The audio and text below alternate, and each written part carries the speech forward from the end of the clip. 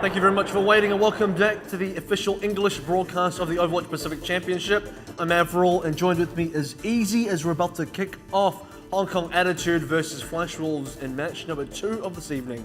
And I've been looking forward to this one ever since last night. This is sort of like the new clash of the Titans here. You know, Hong Kong Attitude definitely been showing up recently, showing why they're one of the sort of top teams in this tournament. And Flash Wolves, you know, coming up against Fireball in that first matchup, definitely have shown, I guess, a lot of new changes and a lot of sort of depth to their team that they've changed just in 1 week.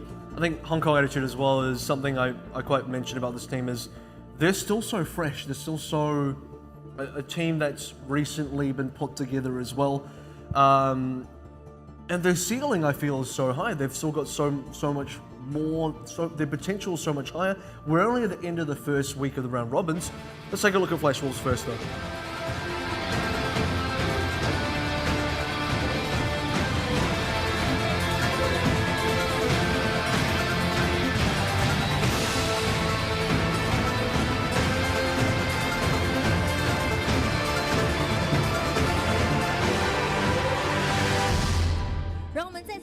You literally get a Wolf t-shirt as well. I mean, are these the first times we've seen these new t-shirts? Yeah, these are pretty cool. They got the names like on the shoulders as well. A little bit better than the Wolf ones, I feel, but here's Hong Kong Attitude stepping up to the plate.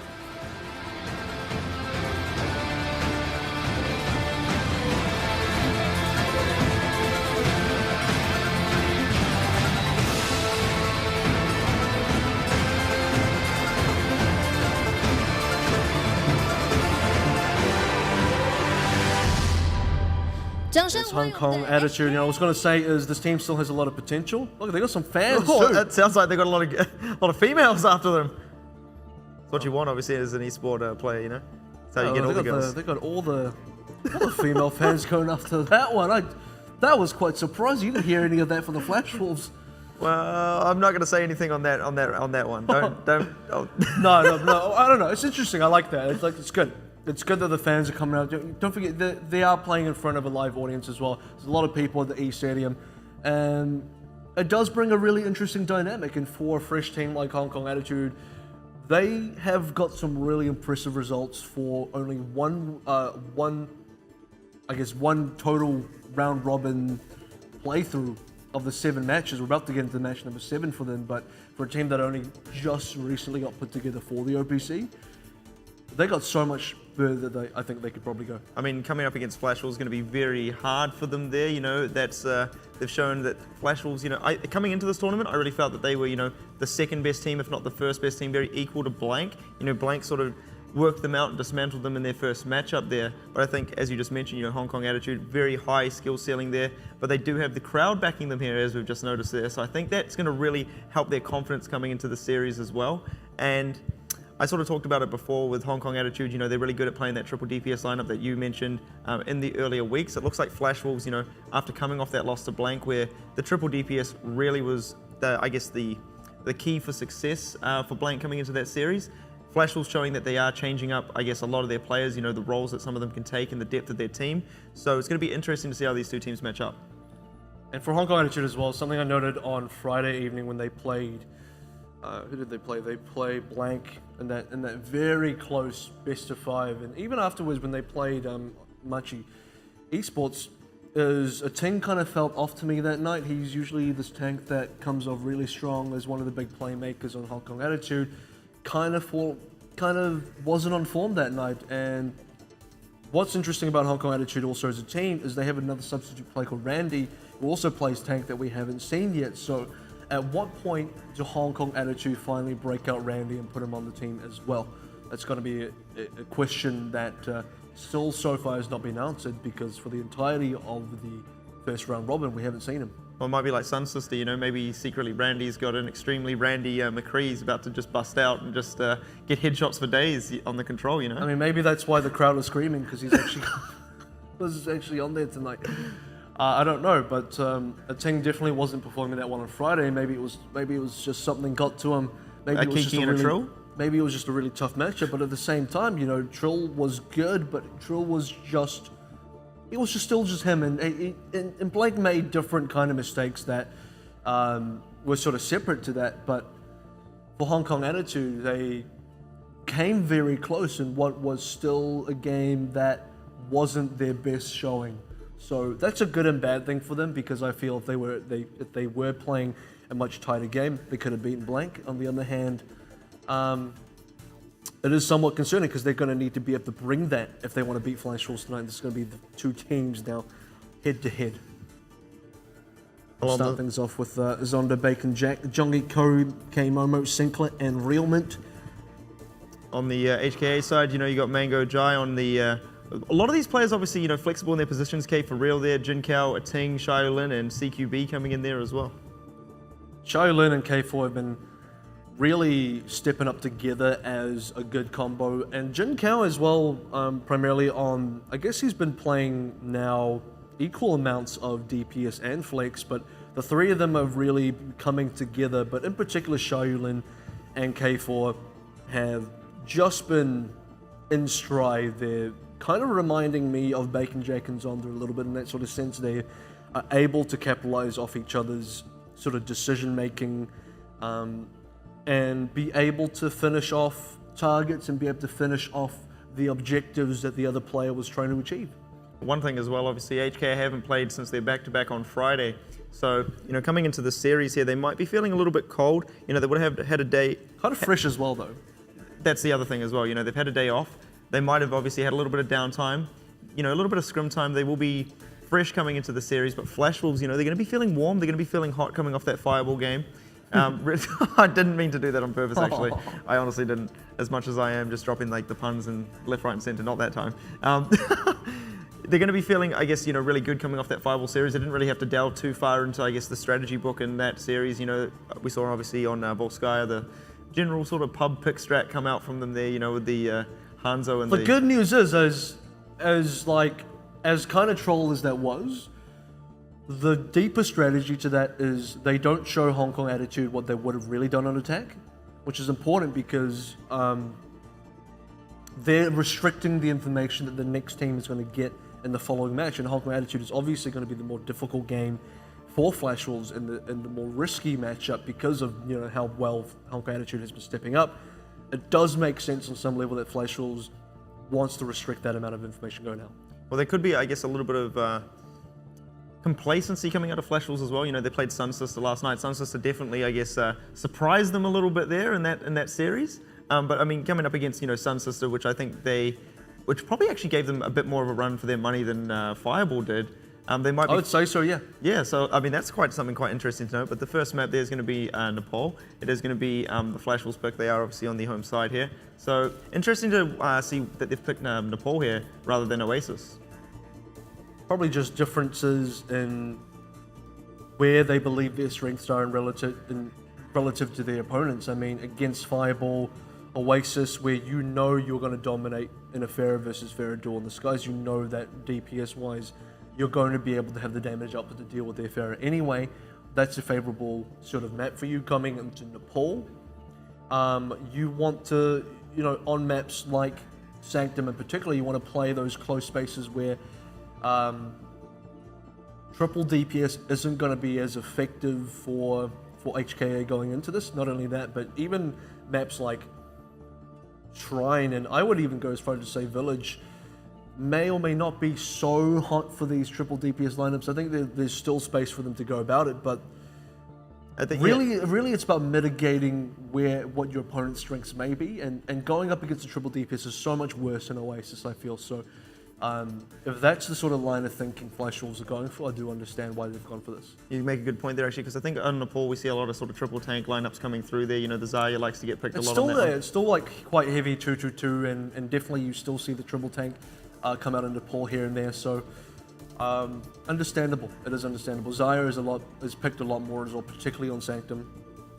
So it's interesting to see how that one's going to come out there. You've seen Zonda, he does play a lot of the DPS roles, but when it comes to, utilizing that Zarya, it's generally him that sort of picks it up there. I mean, he got that play of the game, I think it was on the second map. Yeah, it was. I mean, it said that he did so much damage in that one as well, but I mean, it was the pulse bomb. I would have thought K-Momo Momo would have picked up the Zarya personally, because usually your flex tank goes on to the Zarya so that your two DPSs can stay on DPSs. But I guess on a triple DPS, if they run a triple tank lineup, which I don't think Flash Wolves typically do. Flash Wolves don't typically run triple tank, but if they do, they will put Zonda on the Zarya, and it makes more sense to keep Bacon Jack on the more hit scan kind of DPS picks. So I do see that sort of line of play for them as well. I mean, maybe he sort of goes for the Zarya. Pick the Zonda. The Zonda. Well, maybe if he has a big turn-up Zarya game, we'll just start calling Zarya the Zonda. That he probably, because we heard obviously just before from Realman, that Zonda is quite a vocal player, and being Zarya, you do get to control a lot of the pace of the team fights there. You can sort of, save teammates when you need to, obviously, but you can also time a lot of those team fights once you have your Graviton Surge. It's really on you to dictate when that fight's going to take place and how it does take place. So I think that might be why he likes to take the Zarya over maybe some of the other players, because he feels that he is maybe a slightly better on the decision making. I think he's the projectile DPS player of the team anyway, and on top of that, he does have pretty good tracking aim as well, due to the fact that he does play soldiers. So it kind of just makes sense that he would go into the Zarya if there was triple DPS, but it's going to be Zonda on the Pharah, flying in the skies, no Pharah on the other side. Early positioning for Flash Wolves. Jongi jumping straight in there, Biotic Grenade hitting instantly. It's going to be K-Momo's mech taken down there, and HKA finding themselves a couple of these early kills, making Jongi pay for his early aggression into that one. Rest of Flash Wolves going to be forced back here as HKA is looking to get aggressive.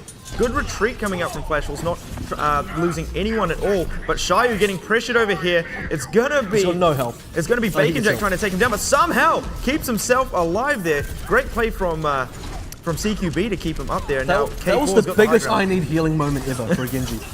Most definitely. I thought he was definitely going to be taken out there. But look at this. Shaolin still being a lot of pressure put onto him. Looks like Flash Wolves are really wanting to deal with the likes of Shayu in this game, but they can't manage to find a kill onto him. K-Momo, though, does take the mech of Jinkao down in this one. So now Flash Wolves looking like they want to get into it, and indeed they are. Zonda finding Shayu finally in this one, as Bacon Jack will take down K4 over the other side. Fire Strike taking down K-Momo's mech there, but the ultimates are now up on the side of Flash Wolves as well. So a lot to work with here. They should be able to grab themselves the first cap. There is a bit of contest going on, but it shouldn't be for too long here, and Flash Wolves going to be picking up the first cap. Second cap, sorry. Yeah. HKA swindled themselves. HKA didn't end up getting themselves an early one, forcing Flash Wolves out. And Flash Wolves, they spent a long time getting really aggressive there, but they couldn't secure any kills. Hong Kong Attitude kind of turtled up a bit, and Shaolin not dying gave them a lot of momentum as well. But now Flash Wolves sitting on 5 ultimates, and they have the cap in hand. They shouldn't be able to lose this next push. I don't think... well, okay, that's a really good start. They're a nano take Visor. A nano Visor taking down Zonda extremely early, following with Realman as well. That's a triple so from the K4. And K4 going absolutely insane. They're playing around the south area that came out of the side of Flash Wolves. There comes Zonda with the barrage, picks up 2, but is it going to be enough? Jongi hitting the Primal Rage as well. K4 going to be all over this one as well. And K4, he is definitely for real in this, just wiping out the side of Flash Wolves. They definitely want to get themselves back on. Oh, that was not a good charge. Not at all when there's a post in your way there. Jongi going to be dropping a ting down, and Flash Wolves still keeping themselves in control though. Who put that there? Come on, Blizzard. Oh, Ting, this is Hong Kong. So the good news for Hong Kong Attitude, they forced every single ult out of Flash Wolves. Now Hong Kong Attitude should be able to come and play this one maybe. They can afford to play this one a little bit patiently. They have the Earth Shadow to use here. They have to find a really good angle for this. They're not really that pressured on time, so here we go. Just finding positioning. Early self-destruct there, doesn't really find too much. Oh, that rocket from Zonda, very close indeed. Going to be Mango dropping down first into this one as they get the trade over onto K-Momo. Zonda dropping extremely low. Does he manage to get himself alive? No, he doesn't, as Jinkao will find the kill into that one. Bacon Jack dropping as well there. So HKA looking good into this one as they move in, looking to get themselves back onto the point. The Flash Wolves on 85%. Time's running out for HKA. They are managing to find the kills, but can they get any on the point? Cap. They've finally got one player now. It's capping down quickly. They should be able to get this before it hits 99%, but Flash Wolves doing a good job at contesting actually. Maybe they can hold on to this one and cap it all the way out to 99 before Hong Kong Attitude get themselves back in control. Tactical Visor now coming in for K4. Oh no, not again K4. He didn't find anyone with that. That's a real disaster for him. It's one of those moments where it's like, why? Where did everyone go? But Hong Kong Attitude do manage to get the cap regardless, still holding on to the majority of the ultimates, except K4's. Well, it should be interesting to see here. Sinclair does have the resurrection up as well, so they can get wow, that bio grenade got eaten. Could get baited out here and go for the big res play. Now, Nanoblade coming in now from the likes of Shaolin. Isn't managing to find too much with this one, getting kited around immensely here. Will take down Realman up in the back lines, but is it enough mileage here from the Power of the Dragon up in the back line. Sound Barrier now coming up for the side of HKA. Barrage, though, going to be used there by Zonda. Manages to find 2, but self-destruct from Jinkel, exploding in the faces of the Pharmacy combo, so their Resurrection will definitely not be coming out into this one. 74% here for HKA. They need to be finding something in this fight here, and indeed they are. They do take down K-Momo, but Jinkel going to be on the point, contesting this one heavily here. Flash Wolves can't make their way in just yet. And as long as the players are trickling, I don't think Sinclair's going to be able to get in there for a res either. It's going to be an extremely risky play for them to make. Now 90%, all the pressure is on top of Flash Wolves. They have to be able to get the regroup extremely quickly. Hong Kong Attitude could actually afford to play this one a little bit aggressively if they wanted. Don't give Flash Wolves the room to play with. Zonda going down, we might see an early res. Indeed, there's a couple there. There comes the Resurrection in. Could have been waited a little bit longer. Overtime ticking down. Earthshatter coming through there. Will that be enough for the side of HKA to hold on to this one? Self-destruct only picking up one for the side of Flash Wolves. It's going to be Realman here trying to do a lot of work on the point, trying to keep himself up. Can he do it though? Mango going to be able to keep everyone alive very easily. Realman being extremely elusive here on the point. Does have Jongi as well to help him out on this one. They are managing to stagger this one out. Sound Barrier coming in. Overtime still ticking down. HKA looking to cap this one back, and indeed they do get control of it. Overtime ticks out. HKA swindle it from underneath Flash Wolves, taking map 1. I think HKA played that one a lot cleaner. They forced the early kills onto Zonda, and Realman forcing a really early res as well. You're probably right. A 2-person res isn't enough to get yourself back in the game. A 2-person res was what they needed to stay alive, but even with that res coming into play, the full 6 members being alive, 4 of them died immediately. Only Jongi and Realman were still left alive. On the actual point, Primal Rage stalled out for a little bit, but eventually Hong Kong Attitude was going to be able to cap that one back, and so they did. Well, Hong Kong Attitude going to be feeling pretty good after that one. Just I feel a little bit cleaner on their ultimate usages coming into that there. Just really That's the old Zenyatta statue saying 3-0. Ooh, it's a big call there from the Zenyatta statue. Yeah. We'll see if he's correct, see if he's cashing in on his bets. Shayu, they're going to be switching up to the Hog here. K-Momo going to be playing the Zaire, and Zonda staying on the Soldier this time. So interesting little change up here. Bacon Jack on the Diva. They are running that triple tank lineup that we sort of talked about there. Whoa! Before. Okay, he flies out. That was pretty tricky. Almost getting the kill on there. I think CQB did manage to get Sinclair with that one. Oh, someone else is off the edge there as well. Realman going to be finding Shylin with a little bit of the boopy. But HKA coming up with the majority of the kills here. Cap going to be falling in their favor here. Realman going to be taken out by his counterpart Lucio here. And HKA looking very aggressive here in this first attack. Wow, Lucio's doing a lot of work so far. The environmental kills have been immense. Hong Kong Attitude getting the early cap again, the 2nd time in a row. Zonda this time onto the Soldier, but look at Flash Wolves' positioning. They're struggling to sort of break through here. Hong Kong Attitude finally let up a little bit of space. Zonda now free.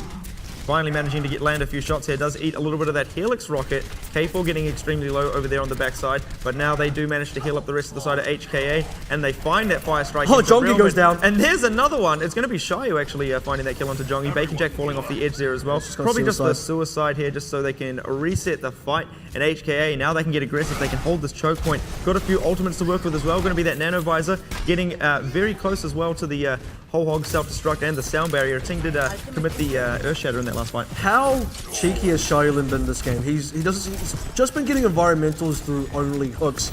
Haven't seen a lot of this lately. I mean, I think Lucio's been taking a lot of credit for these boops, but this has got to be the big engagement here. Graviton Surge follows on, but K-Momo gets booped off. What's going on with these environmentals? It's this thing. Oh, another one as well. The Diva just showing how you don't nudge people off the edge there as well. Another boop there from Realman onto a Ting. No one wants to stay on the map this game, but Zonda finding a lot here with the Tactical Visor. Getting a lot done with this one. Looking to pressure. Oh, he's off the edge as well. Jinkao knocking him off there. Not worried about this one as well. But there goes the self-destruct.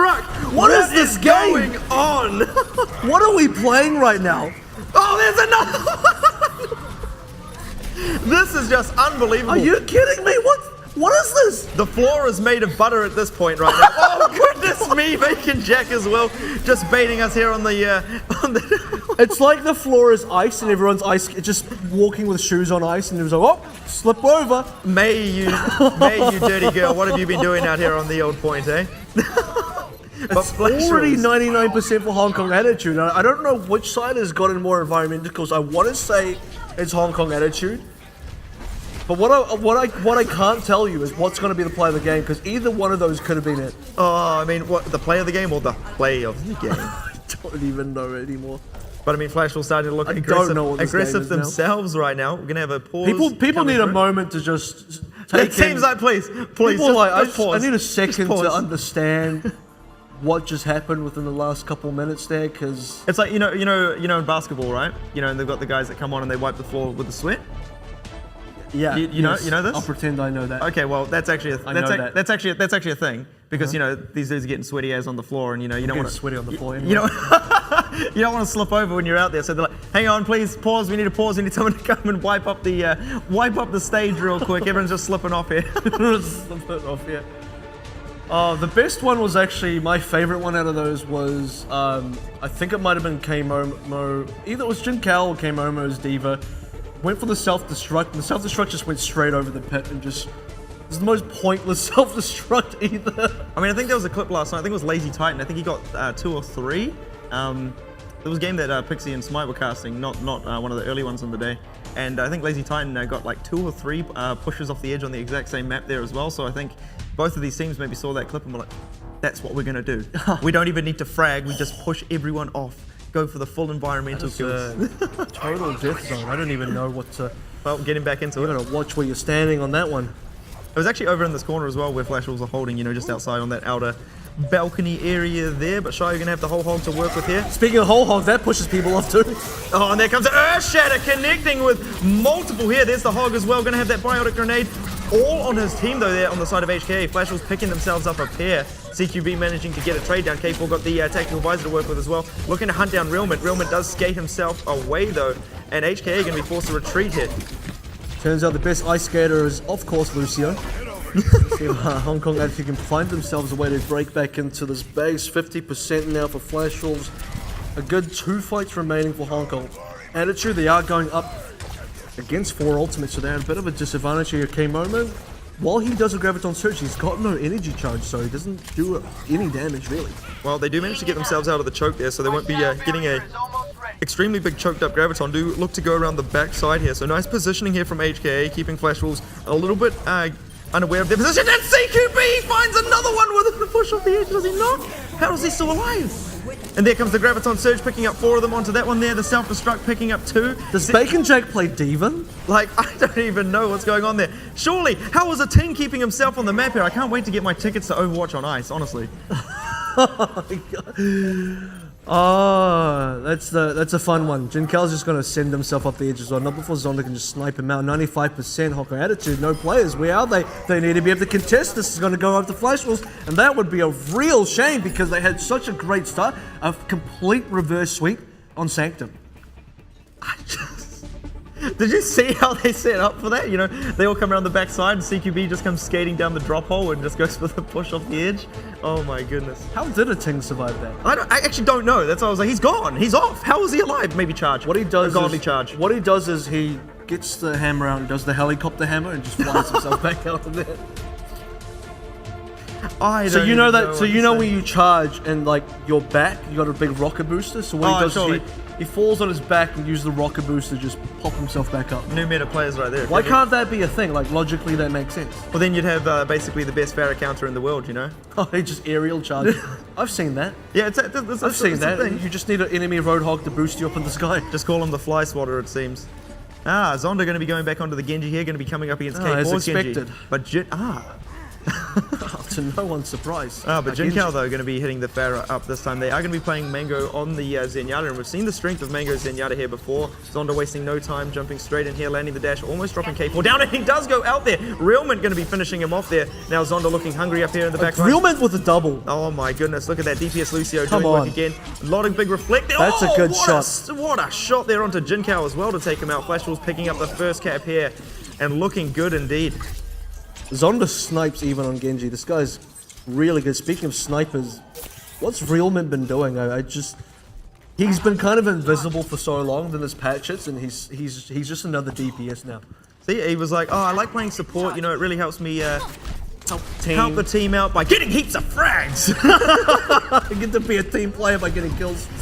And indeed, he that's is great. doing it. Jinkao just looking to do a little bit of chip damage up here in the back lines. It's going to be a little bit of pressure there coming up from the likes of Jongi, but not finding too much. Do have the Nano Boost to work with. Probably going to be waiting for that Dragon Blade to come up on Zonda here. Shiolin looking to get a lot of work done with the Pulse Bomb there. Jinkao getting close to the barrage as well. Time ticking down here for Flash Wolves as HK were getting some cap time on the point, but they answer back with fierceness here as they move in on this one. Looks like Mango looking very but the Transcendence coming in to keep himself alive. They should be able to answer back here. Indeed they do. HKA pushing Flash Wolves off the point, getting them capped themselves. Jinkao holding on to that barrage as well, and the Pulse Bomb. So a lot to work with here on the next defense. And we'll see what Hong Kong Attitude can get out of this triple DPS. Flash Wolves, they struggled against it when Blank pulled it out. Are they going to struggle against it so again?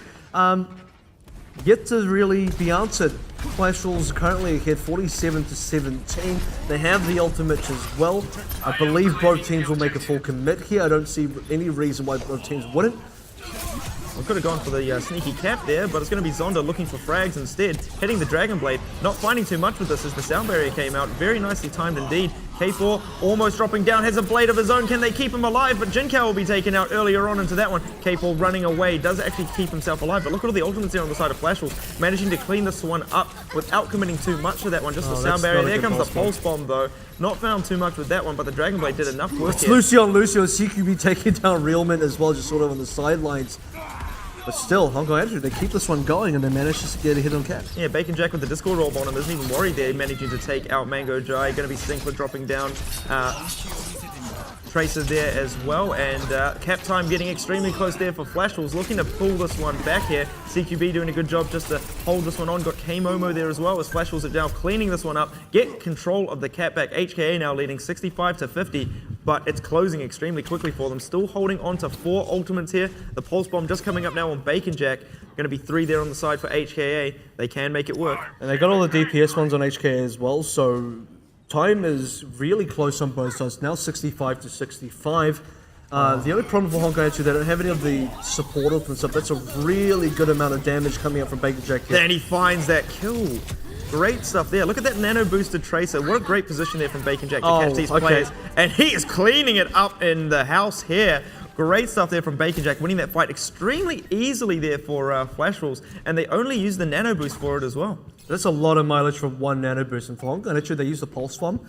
Didn't really get anything out of that. This is kind of the problem I was trying to address, was no support ultimates for Hong Kong Attitude. They had nothing to sort of defend against the damage. They just had to eat it and back off and reset, but now it's going to be into the overtime.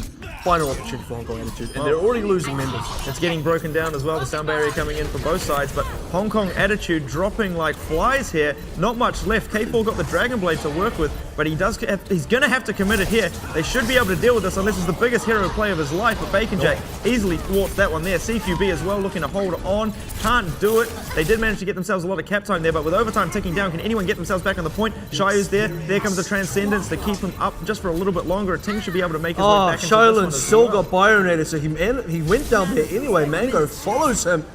That's going to be it. Split seconds there. A team just charging back in, trying to keep it alive, but Flash Wolves picking up their second map here, leading the series 2-1. That one sneaky play from Bacon Jack with the nano boost, that was the one play that I think secured the game for Flash Wolves on Shrine anyway. He hid just sort of in that corner of the entrance, got nano boosted, got an entire single clip on the back of Jinkao, who didn't even notice him, took Jinkao down to about a quarter life. That completely knocked Jinkao out from participating in the fight, then went on to kill, I believe it was Mango Giant. Yeah, on the Zenyatta. And that just shut down HK's entire push off that one play. And because of the timing of it was so tight, HKA didn't have enough time to sort of reset and regroup, and they lost so much time that by the time they went back in, it was like 95%. It's too late. And that's why you always check your corners. But coming up into this one, it looks like HKA make a little bit of a change there. Not running the triple DPS like we just saw there. Jinkao going to be losing the mech extremely early. A Ting getting dropped down to half as well. Do not even manage to find K-Momo's mech there. And Flash Wolves are looking very strong here in this first offensive. Point should be unlocking any second now, and Flash Wolves might even be able to get this first cap very much uncontested. And this is exactly what Flash Wolves was trying to do the first time around. It just unfortunate was they didn't get that early kill, and Hong Kong Attitude kind of bounced back and refought the way in quite quickly. This time Hong Kong Attitude got completely stuck in their spawn board. Speaking of stuck, it seems like they're stuck again. Flashwell's not giving any opportunity for Hong Kong Attitude to get out of this. Yeah, very aggressive and keeping them in these close, enclosed spaces here. Zonda trying to get around the back lines there and go for a bit of a flank. So he had actually had Realment there as well. Realment ready to get the flank on with him. Mango almost dropping there as well, keeps himself up. And now it's going to be Jongi jumping straight into that one. The charge comes in from a Ting, lands with absolutely nothing, just finds his face in a wall there, and a Ting will go down to Jongi over on the side there. K4 being forced back as well. Good positioning here from Shio though. Can he manage to find anything for the side of HKA? They need him to make an answer, and K4 actually will take down Realman as well. And now Shio actually gets destroyed there by Bacon Jack, sneaking up behind him, and the rest of HKA are going to have to fall back yet again. Oh, they're building up ultimates, which is one thing, but so are Flash Wolves, and Flash Wolves have all the initiative. The Hong Kong Attitude, now, at least they're not being camped inside an entrance. They are able to get themselves into the cap itself. They will be able to contest this now, but they have to find a good option to get this attack flies down, and good targets, because here comes Zonda with the Dragon Blade. And that sound barrier as well, trying to keep HKA alive here. Zonda so low! And he does not find too much with it. K4 making him pay. And great Helix Rocket there as well to finish off K-Momo. Oh, that signpost is so good. Who put that there again? The self-destruct not finding anything in that fight. It's going to be the Earthshatter coming through. Didn't really find... did find enough with it there, as K4 now can wipe the floor with the rest of these Flash Wolves players. And now HKA answering back. Flash Wolves still leading though, 82% on the point for them. Yeah, it's a lot of, it's a fair advantage for Flash Wolves, and Hong Kong Attitude they have to get this Nano Blade. I would even say the possibility of just nanoing K4 without the Dragon Blade. They can use the Dragon Blade and then nano K4 anyway, just to have some extra damage from both DPSs. I feel like they're still going to just go for nano boost anyway, or they can just lose Mango Giant, completely lose the ability to do that. Yeah, Flash Wolves could just jump straight on top of them, and Jongi did so. They do manage to answer back with a couple of trades there for themselves. It's still even. K4 doesn't even need anything right now, just going to work over here, but he's eating a lot of damage from the Lucio, and it's going to be K-Mo to actually finish him up though there, and Zonda finding a Ting as well. Point now in dire straits here for HKA. Don't have much left. Jin Kao's gone, and Cap now coming back in the way of Flash Wolves. Is anyone there to contest? No, they're not. 83% now. HKA running out of time. This will be a final push opportunity. Jin Kao now just respawned. No ultimates on Flash Wolves, so Hong Kong Attitude, they do have the ability to get this done. Mango has to use the nano boost no matter what. 95%. Here it is. It's going to be onto K4. Gets the damage done. Attack flies and now follows, but straight into the face of K-Momo. Great blocking there coming out from him, but he does manage to find the kills here. K4 looking to get a lot of work done here, but the Primal Raging Winston all up in his grill. K4 not finding any space at all. It's going to be the Biotic Grenades there just to finish him off. They do manage to get the Cap back. Shio now in a good position here. The Nano Boost though going to be coming in onto Jongi. They're going to have to fall back here because Winston's looking like he wants some bananas with this one. Zonda wants a lot of players on the Hong Kong Attitude side, but the only thing he gets is going to be a Sleep Dart and a Xiaolin. Might just be enough.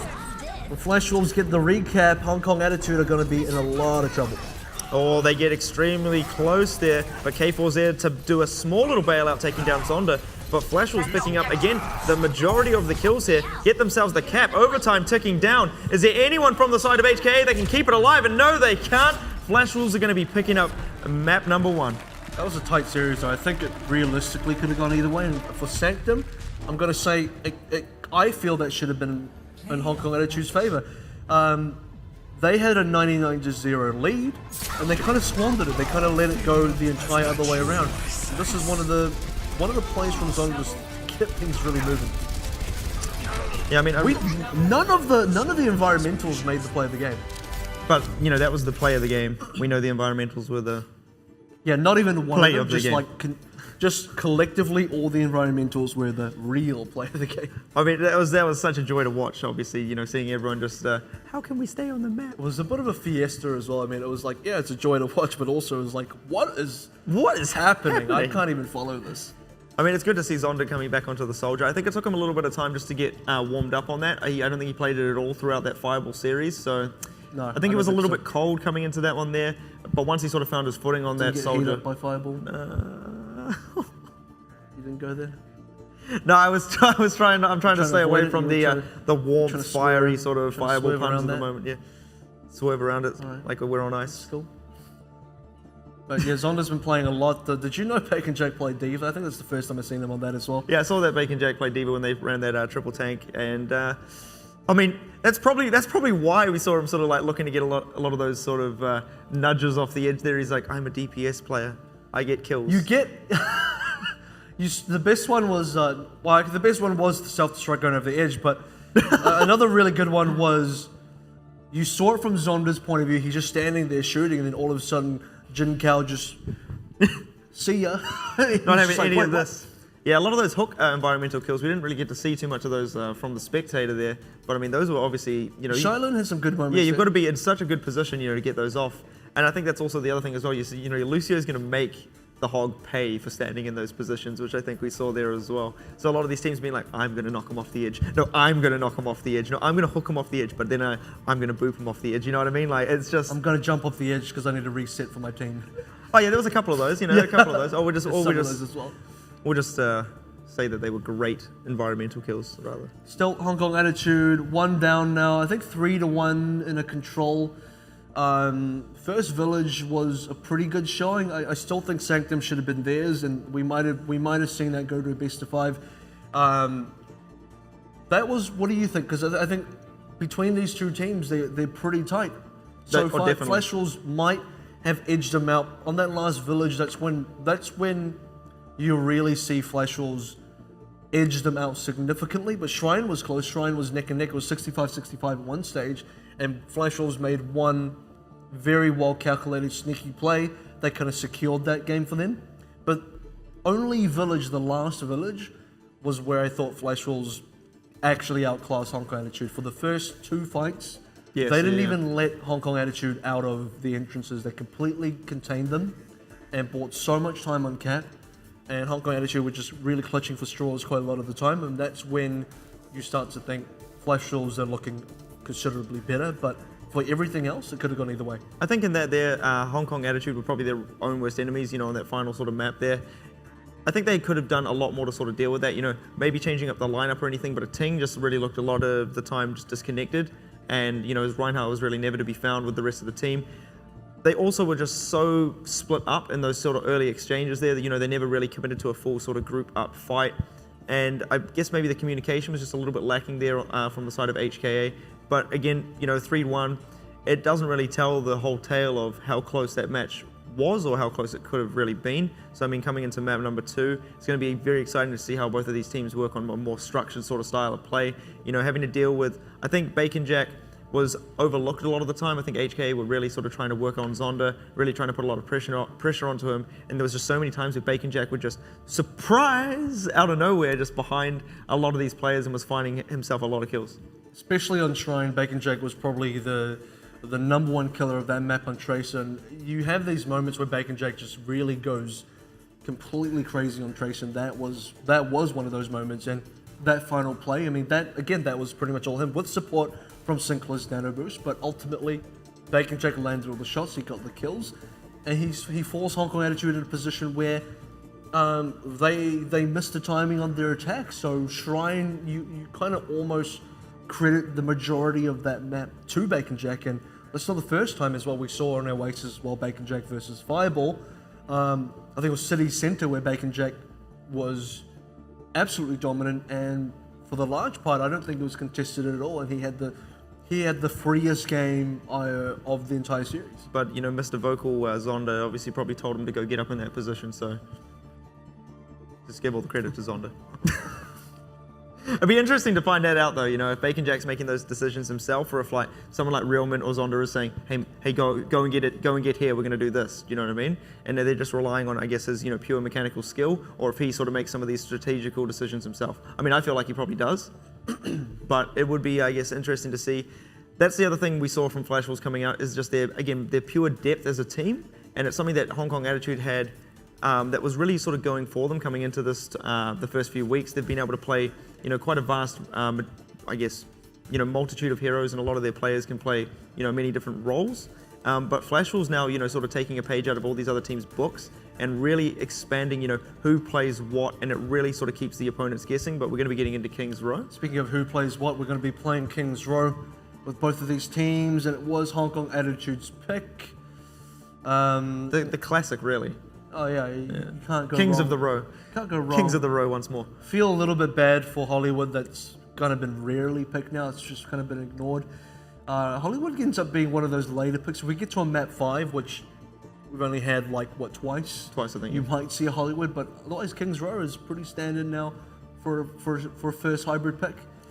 Do you feel just while we're on the topic of Hollywood, do you feel like it's because it's quite a hard map to push now onto point 1? Once teams sort of have worked out how to set up on this and sort of do, I guess, a similar sort of thing to Volskaya and Numbani, and play themselves around, the counter high ground. Do you think that, it's so hard to sort of get control of that first high ground and then everyone just sort of falls back into the cafe? I don't know. It's an interesting one. It's also a really long... A long push. It's also the Streets phase is one of the longest, I feel, Streets phases of the maps out there. It's not long just because of the actual length, but the nature of the engages, the fact that an engage happens realistically at every stage of the push during the Streets phase, just because of how open it is and how exposed the card is every step of the way, whereas in Kings Row Streets phase, there are set places where engagements will take place and safe places where engagements are very likely not to ever take place. So, it's just very different maps. Well, is this where we're going to see Flash Wolves bring out another Hanzo, another Widowmaker, another Roadhog? We shall find out. I don't think they're going to do that. An Arista I attack. don't think they're going to do that. A Numbani Arista attack, who knows? I mean, well, actually, we've seen quite a few teams go for that Orisa on the... Actually, mainly it's Fireball, I think, that have been doing that. Well, they retired that pretty quickly as well. I think they traded out for a bit, realized it wasn't giving them the mileage, and then decided they weren't going to do it again. I mean, maybe it's similar. You sort of go through, the first sort of choke point gate, and then go up the stairs to the right there if you're looking at it from the attacking side, and try to set up there, with the Orisa wall. Is that what you sort of think the strategy is behind it there? Similar to what we saw in Numbani just before? I can't really say. I think it's if that's the case, I still don't think it's really that effective. No, I think it's rubbish. It's rubbish. I think it's rubbish. Everything you can do with that, you can just do with the Reinhardt on the ground. And if usually you want to be attacking around the clock tower anyway. You want to be taking that high ground advantage, forcing the enemy soldier off. But it is going to be Hong Kong Attitude starting out on the offense. Early spam, fire grenades as well. A full dive from Flash Wolves. Yeah, Mango really loves himself a bit of Zenyatta, I feel, more so than most of these other sort of teams that, sometimes here and there pick themselves up as Zenyatta. He does pick Zenyatta more than I've seen any other support so far. Well, Ating going to be finding that first kill onto Zonda. He's wiped out now. This is going to work out very well for HKA, looking to get aggressive here on the first push. And that's what they need to be finding there. The likes of Zonda being taken out very early into this one. K-Momo down to half HP. Bacon Jack, though, he's not doing anything. He's kind of just waiting. Oh, they are going to get the cap. They are probably going to re-engage almost now. They let HKA get about halfway there on the point, just 55%, and then they pounce. But Jinkao will take down Jongi. Now Zonda's back here, manages to find Mango Jai up in the back lines. Jinkao going to be putting a lot of pressure as well. Getting put a lot of pressure on him. K-Momo finding the kill onto CQB, but K4 picking himself up a double. Now Ating hitting the Primal Rage. K4 will find a third. Shai is going to find Zonda as well, and HKA looking good to find this first point very quickly into the attack here. Dragonblade already up for K4, but who's going to win here? Is it the sword or the hammer? K4 running away, but they get the cap, and that's exactly what they were looking for onto the Streets phase. I like what Flash Wolves were trying to do there. They were waiting for Zonda to respawn. They kind of held the archway. They were just trying to hold the archway before Zonda came back, and Bacon Jack in the sort of the back area as well. Got the harass onto Mango Jai. Ultimately, just wasn't enough. Hong Kong Attitude out-muscled them and out-pushed them. Well, out-bench pressed them, some would say, as Flash Wolves now finding themselves a little bit of an answer to this one. Zonda trying to get himself back here. Does have the team support in hand. Discord Orb finding himself a Discord Orb on him, but HKA going to be forced back all the way to the initial choke there. Not much push got put on the cart there. And now HKA going to have to rethink this. Do have almost 4 ultimates to work with here as the sound barrier is almost up for CQB. But they're going to be walking into a lot there for Flash Wolves. Sound barrier coming in as K4 hits the Dragonblade. Trying to find some of these supports. Can he even find Sinclair? No, indeed he can't. The two supports managing to have each other's back there. He does manage to find him finally with a dash right at the end there. A couple of other players dropping there for the side of Flash Wolves as well. And now, HKA getting a lot of time on the card. Speaking of supports, they're doing damage. Mango Jai and CQB when you pull the Zenyatta out, you get the Discord out as well. It just really, the multiplying of the damage is there. Hong Kong Attitude have realistically not lost any of these fights yet. They've got the single push going through, the single roll going through. Flash rolls, they've got a couple ultimates come back online. This will be an engage they have to take. Nano boosted Winston up in the back lines there. K-Momo still looking to put that Graviton down. But Jinkel finds the double. Does the Graviton even get used there? Indeed, it does not. And now this is looking great again for HKA. Or not indeed, as actually Flash Walls are just pushing them back here. Not even worried about that. The self-destruct not doing enough at all here. And I think HKA got a little bit too aggressive there. Like, why did Shailun have to push all the way back? And they should have played the card a little bit tighter, just focused on getting the card push and forcing the engagement to take place on the card, get the heal passive off the card, and also be able to focus down targets with the players, with was it either a Ting or Jinkel still pushing to actually get the focus damage from the support plays as well? Yeah, amazing from Flash Walls there. I thought once they lost 2 players there, didn't even get the Graviton they traded 3 players instantly on the other side, so they kept it even. And I mean, I guess it's the DPS players that they managed to keep up there as well. Now K-Momo sitting himself up on the high ground here, looking to build up some charge for this before this Graviton surge goes off. Surely it's going to be this fight here. Xiaoyu and Ting though got a couple of ultimates to work with for the side of HKA. Gonna need to get huge mileage out of these ones to make this one work. But Ting, oh, is he gonna drop? He does manage to stay alive as he jumps up into the back line now. And K-Momo still holding on to this Graviton surge. Realman almost going to be having that sound barrier up as well as Zonda gets the sword ready to go here. HKA committing a few ultimates. There comes the Graviton surge, but it's going to be Mango with the Transcendence. Will he be able to keep a lot of his team alive? Yes indeed, he will, as K4 just cleaning up Flash Walls right now. Surely this is going to be their moment to cap this one over point number 2. Oh, it's just Jongi, the final moments. He just wants to get the delay as long as possible, but it will not be enough. Wow, the Transcendence just enough damage. Bacon Jack's kind of feeding ultimates here a little bit as well. I don't really think he needed to do that, but in fact, it's even questionable for Jongi to Primal Rage.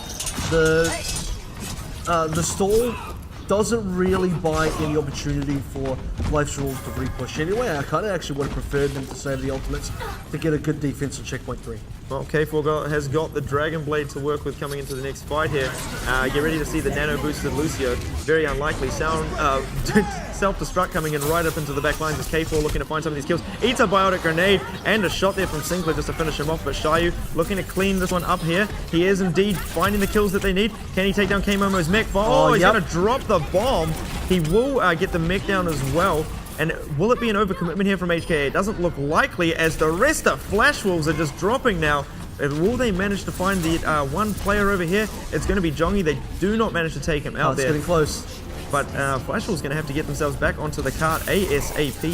Hong Kong Attitude still got ultimates as well. Down comes the sound barrier for CQB. A Ting holding the doors. It's going to be Jongi and K-Momo, the 2 tanks, still holding the line on the front. Where are the kills coming from Hong Kong Attitude though? Finally, there gets one down to Jongi. K-Momo falls to the Primal Rage as well. And now Flash Walls, no more members. Where are they? Here comes Zonda, but I don't think it's going to be enough to stall this one out. No, Realman switching so quickly over to the Soldier, trying to sprint his way back onto the point. But they're moving the cart, and indeed, HKA cap it all the way. 2 minutes and 6 seconds left in the bank. It's a very respectable time, I think.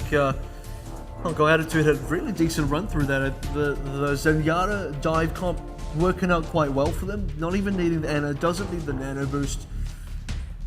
Mango's he's a sick Zenyatta. He got a lot of damage and a decent number of kills in there as well. And the Discord orb, I gotta say, helped a lot against those defending attacks. And K-Momo and Jongi really felt the pain. Oh, definitely. I mean, when it was like right at the end there on the cart, and I mean, the Discord orb was just switching between targets there, and you just saw all of the Flash Wolves players sort of just dropping extremely quickly there. You know, Xiaoyu has no issue at sort of taking a lot of these one-on-one fights, even, you know, in the face of a Winston. He's not worried because that Discord orb's just taking him. This is the kind of team play I'm talking about as well, because you see K4, he went for the Dragon Blade, and he dived onto Sinclair, failed to get the kill.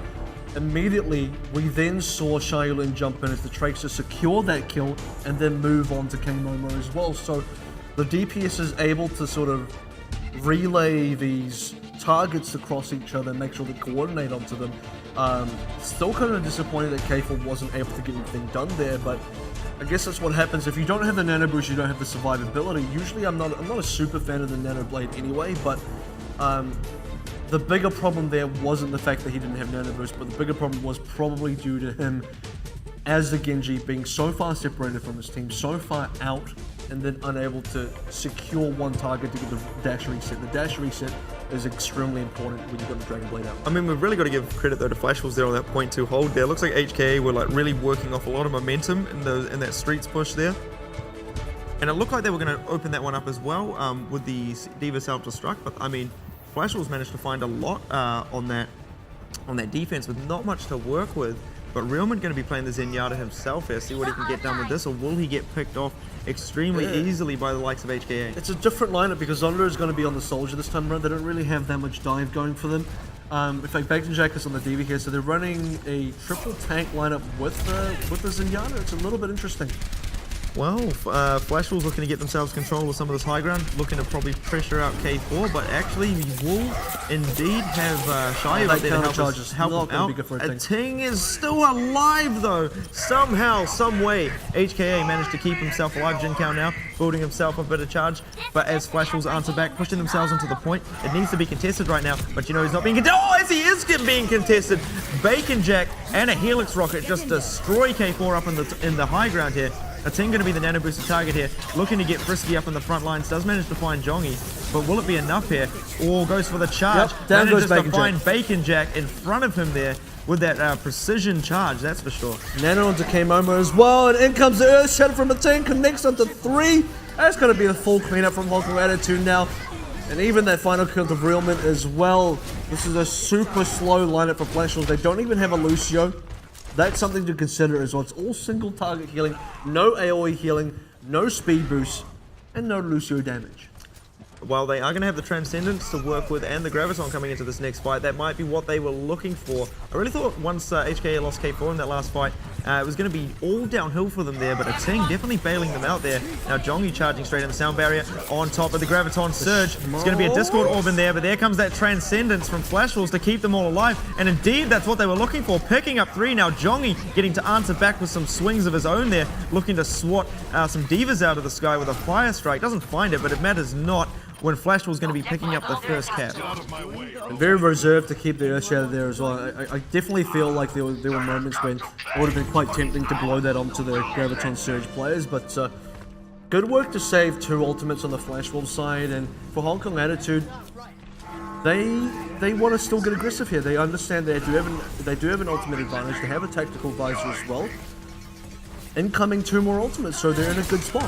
Yeah, they really want to hold this choke point down. They absolutely came tearing around that first corner of the street space there, looking to get extremely aggressive onto the side of Flash Wolves.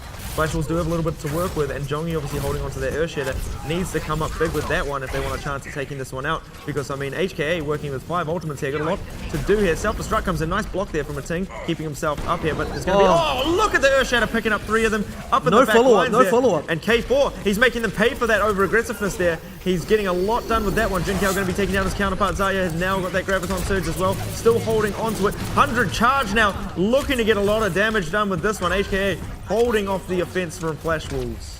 Yeah, I mean, K4 got slipped there. What really started the Earth Shatter was a Ting's shield got broken, then he stepped to the side anyway. They actually ended up working out quite well for him. Stepping to the side meant that he didn't get Earth Shattered either, so he could make a counterplay, and that counterplay completely prevented Flash Wolves from getting their follow-up damage, so Ting played the situation pretty well. Not 3 minutes left on the clock here. Flash Wolves still have a little bit of time to work with. If Hong Kong Attitude can get another successful defense soon, they're looking, I'd say, a little bit more polished here than Flash Wolves were. But Flash Wolves making a lot of movement on the cart now, looking to get control of the high ground. Pushing out K4, getting caught out of position there. And now Jinkao trying to answer himself with the Graviton Surge. There comes Realman using the Transcendence, going to be keeping a lot of these Flash Wolves players alive. And this Zenyatta doing so much work now as Zonda hits that tactical visor, just wiping everybody up. Jongi finding the hammer onto CQB, and another one there onto Jinkao as well. I take back all I said about HKA looking polished here as Flash Wolves pushing the cart extremely quickly up the street space. I think it just need a little bit more polish for Hong Kong Attitude. They're not going to be able to contest this cart. No, someone just make sure you keep pushing it there. That would have been a big mistake. Earth Shatter kind of wasted, I'd have to say. Graviton Surge does get forced out though, so it's not all lost. Nano boosted as well onto Jongi. They managed to find themselves a couple of kills. Kind of Can they overkill. find another one? Indeed they can. So now they're going to be able to stagger this one out a little bit here. Will they be able to find that final kill up there onto the little bit of the platform? Not at No, all. he's going to get away, but Jongi does manage to charge an Earth Shatter, so that was a good thing.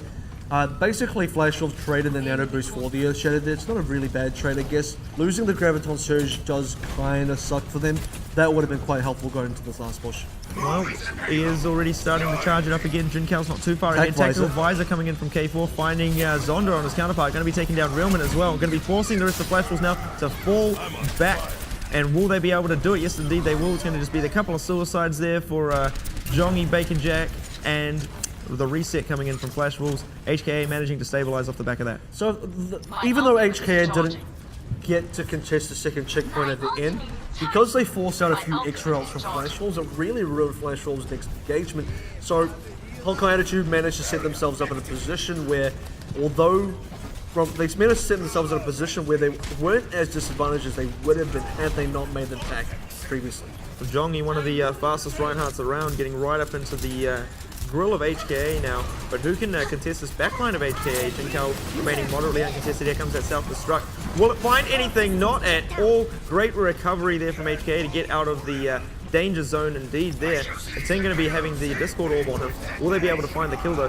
Realman going to be finding that kill indeed. There comes that Earth Shatter picking up only one in the back lines. Graviton, but the Transcendence keeping everybody alive. Zonda wiping it up here. Tactical Visor being used there. Shayu going to be losing his mech as well. The respawns though. Trying to keep himself alive. A little bit of dodgy left and righties, but it's not going to be long enough. 1 meter left to go, but Earth Shatter? big Earth Shatter coming in, keeping this one alive. A Ting is not long for this world though. He gets taken out as well. Jinkao going to be nano boosted here, trying to keep it alive. Almost getting knocked off the point there. They just need 0.4 meters left to go. Flash Wolves looking to do this one with just a little bit slower than HKA though. Excuse me. So good at Major Cough. So bad at Major Cough. Yeah, Flash Wolves, they kind of struggled a little bit towards the end there. For Hong Kong Attitude, I felt like they should have been able to come back and recontest it. They had the ultimate advantages. The big problem I noticed for Flash Wolves right at the end was they committed all the ultimates on the last corner. They didn't have anything left to go to get that final distance. Now, because they held the doors and pressured correctly, and they killed K4 right at the end and staggered that respawn, the respawners from Hong Kong Attitude that came out with the ultimates weren't really effective. They didn't have the damage output to secure the kills, and that's the part that they really missed out on. Had K4 died first and not last, and K4 respawned with the other ultimate users on his team, that might have been a different story and Hong Kong Attitude might have held on. But yeah, K4 dying at the end, dying last, respawning last, probably was the big factor that prevented Hong Kong Attitude from being able to contest at the end. Oh, HK having a little bit more time to work with in the time bank here. And it's now really a test of which one of these teams can sort of adapt to what's been thrown at them and how they can sort of work out their defense and work around that. I think Mango, definitely that Zenyatta's been a real issue for the side of Flash Wolves here. They're finding it a big, I'd say a big issue to try and get up on him, and HK do not make that mistake there. They're going to not run the Zenyatta this time, but Flash Wolves will be doing it themselves. Well, Flash Wolves, I think they're feeling it. I think Realman actually did a really good job on Zenyatta anyway, so this is a very similar line. In fact, it's the exact same lineup going to the time back. They don't have as much time to work with, and they did struggle a little bit to get this first checkpoint. They're not that much, but you know, just a little bit. But that might be all the difference it takes to not get the cap. And Realman dying early is going to waste a bit of time. And it's so hard now for Zonda to push in up on that high ground there. Xiaolin just playing the blocking game, not giving him any room to work with. Now K4 pushes out onto the outer high ground there, trying to get a lot of damage done onto the side of Flash Wolves there, remaining very uncontested up there. Putting in a lot of damage here, but they're not finding any kills. The Flash Wolves slowly making their way in. Sinclair going to have the nano boost, going to be using it there onto Jongi up in the front lines there, looking to push back a lot of these HKA players, and indeed they are getting some cap time. Will land a couple of swings there, but K4 finding that kill onto Zonda. So no soldier up in the back lines. Jongi's charge doesn't connect with anything. He pays as a Ting swings his hammer into his face, and now HKA should be able to stabilize off the back of this. We'll take down Realman. Who else can they find from the side of Flash Wolves? Not even going to be too aggressive here and just let them recover. 20 seconds left. Flash Wolves, panic mode engaged. And no ultimates acceptable. Graviton Surge does come up very, very soon. That's going to have to be extremely good because 3 ultimates on the side of Hong Kong Attitude. They got a lot going for them. 8 seconds left to go now. All the pressure is on Flash Wolves. Here comes the Nano Visor. Does get blocked out somewhat by Bacon Jack. Keep forgetting But who's a playing team on this team. is just flexing all over. Flash Wolves here coming in with that Earth Shatter at the end. Double Fire Strike kill as well. K4 just picking up the last couple. And HKA dealing with the 0.1 attack there very easily. Now they've got 2 minutes and I believe 6 seconds to work with coming into their attack, so they surely should be able to find themselves King's Row. This is really winnable now for Hong Kong Attitude. What was great about that last defense was the one attack that should have won it or was likely winnable for Flash Wolves was when they nano boosted Jongi, went hyper aggressive into the archway. Hong Kong Attitude played that one they played it quite calmly, got themselves out, just backed up, gave away a little bit of cap. That's fine. Keep your members alive. That's exactly what they did. Jongi went down. That was the first target. Flash Wolves losing their tank. Hong Kong Attitude get back, and then they still have a tank. They still have a shield up. They cleaned up the rest of the members, including Realment. Forces Flash Wolves back, and that was the only real shot Flash Wolves had, because after that they were at a severe disadvantage with 20 seconds left to go. Yeah, Jongi been doing a little bit too many bicep kills there, just getting a little bit too much pump on. Been a little bit too over eager, I feel. They probably needed to wait a little bit more, probably for Zonda to keep control of the high ground there. I think that's the other issue that they were finding, is that Zonda was not really able to get past that sort of first platform there. Shai was just playing the blocking game with him there, not letting him sort of get along the high ground and really try to contest K4. So K4 just gets to sit up there and just rain death down on the side of Flash Wolves as well. Let's see if Realment back on the Lucio is going to rain any death down for himself. It's going to be Shaolin on the Tracer as well. It's going to be a massive dive composition now for Hong Kong Attitude. This is exactly what they succeeded with the first time they attacked the first checkpoint of King's Row, and with a good time to boot as well. Well, Flash Wolves not giving up too much space just yet, though they are being forced back. And now, look at this, HKA being able to get control of that high ground. You see with the dive comp, they really can deal with the Diva that's trying to block them out there. Shayu almost dropping, though, does manage to recall and get away with his life. There will be Zonda around the back line trying to go for a little bit of a flank there. Discord all going to land there. Jongi almost dropping extremely quickly. Mango still staying alive. HKA wiping it up right now, finding the support characters there. Momo and Zonda, though, trading out a couple of DPS, make that 2 DPS and a tank as well. And a mech. How are Flash Wolves holding on to this? No one's dealing with Zonda around the side here, but HKA do have that spawner's advantage. Should be able to get themselves back into this one. Well, the problem was Hong Kong Attitude went really hard to dive onto Jongi. Couldn't secure that kill. K4 then decided, well, I'm going to ignore this, try and get the health pack. Health pack's not there. Didn't expect Jongi to come out swinging from the other side. Smacks him in the face, resets Hong Kong Attitude's push. Now they have a Dragon Blade, but you know, attack visor online for Flash Wolves as well, so it's pretty even. But that transcendence, and I mean, time is of the essence right now for Hong Kong Attitude. Red for K-Moment. 38 seconds left on the clock.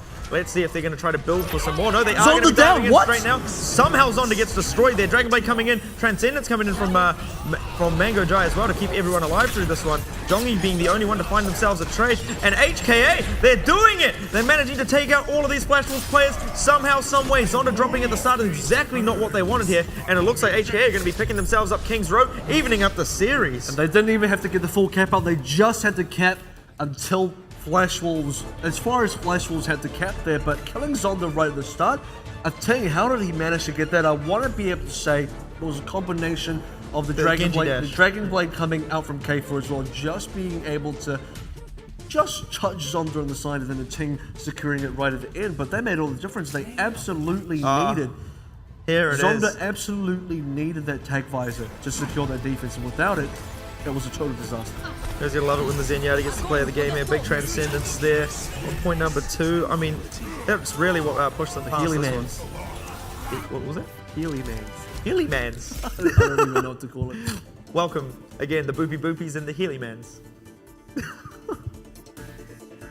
That was a bit of a boopy boop for Zonda, though. I mean, he's gonna have to think about that one for a little bit. It's real easy, you know. You know what you say? Teammates are bad. That's what you say every time. Every time it's your fault, you just blame somebody else, and it's all good. You just feel real good about yourself. So look, Hong Kong Attitude take a map. It's now 1-1. This is a pretty close series. We usually have to wait till Assault to see another team take a map, but 1-1. we only had to wait until hybrid. I think this is the first for the tournament so far, but kind of speaks to how closely matched these two teams are. I mean, I kind of said before, I expected Hong Kong Attitude to be able to have a good showing against Flash Wolves, but they're really showing it. They definitely are. And I mean, I take back obviously what I said. Zonda's obviously not blaming his teammates for them. That was purely on him, and I'm sure he knows that now coming into map number 3. I think it was more so on Hong Kong Attitude being executing good. well. Oh yeah, being very good. They knew exactly what target they needed. They got the target, and it happened that there was an extremely important ultimate that Flash Wolves needed to keep.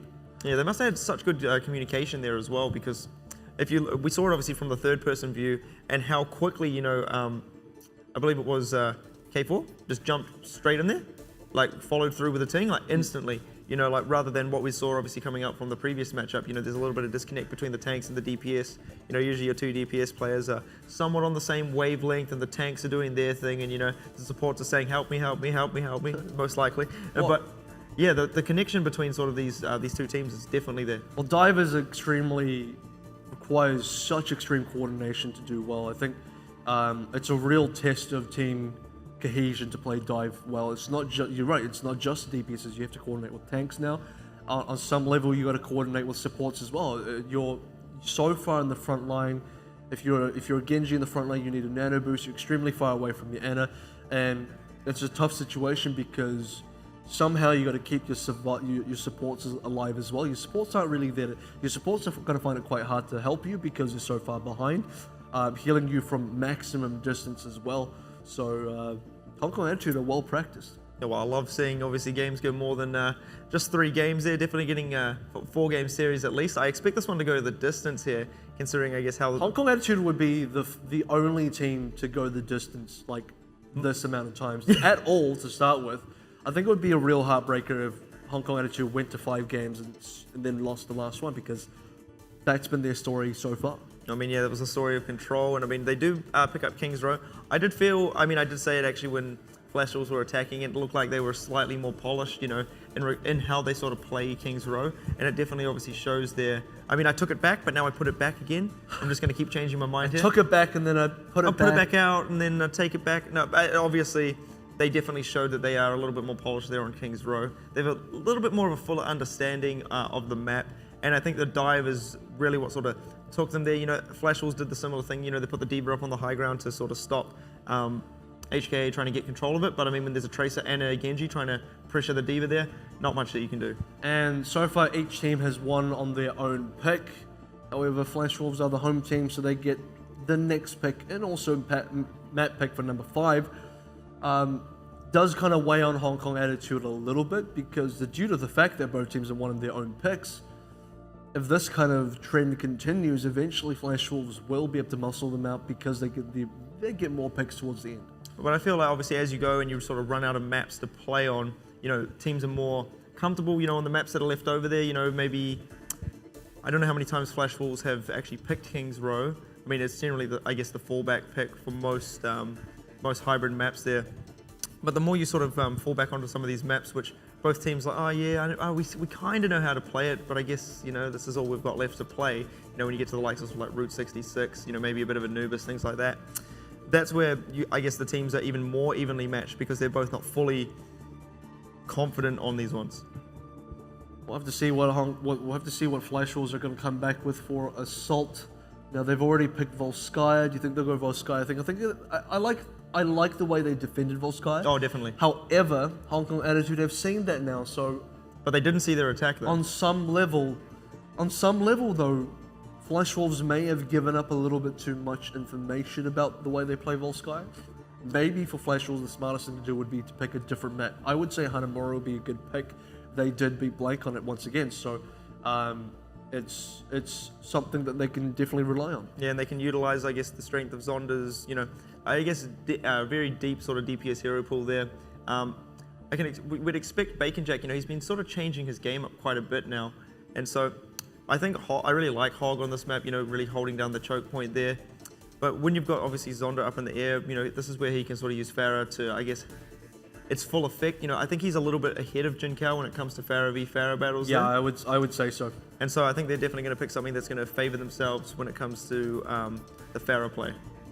Well, and the maps are still going to be picked, and it's going to be Flash Wolves pick once again as we head into map number 3. So far, the teams are tied 1-1 in the series. Flash Wolves versus Hong Kong Attitude. Map 3 returns when we come back. Hello and welcome back to week 3 of the Overwatch Pacific Championship. In match 2, it's Hong Kong Attitude versus Flash Wolves as we get set up for map number 3. And so far, the score is 1-1. And man, it's a tight series. Most definitely, these teams are neck and neck when it comes to, I guess, synergy on both teams here. You know, mechanical skill of a lot of the players on the teams as well. It's really just coming down to, I guess, execution and a map preference between the two of them. So getting into Assault next going to be very exciting to see how polished both of these teams are on this style of map. I think like little things have kind of secured different wins for either team. You know, I go back to Bacon Jack's little play on Nepal Shrine. That's great.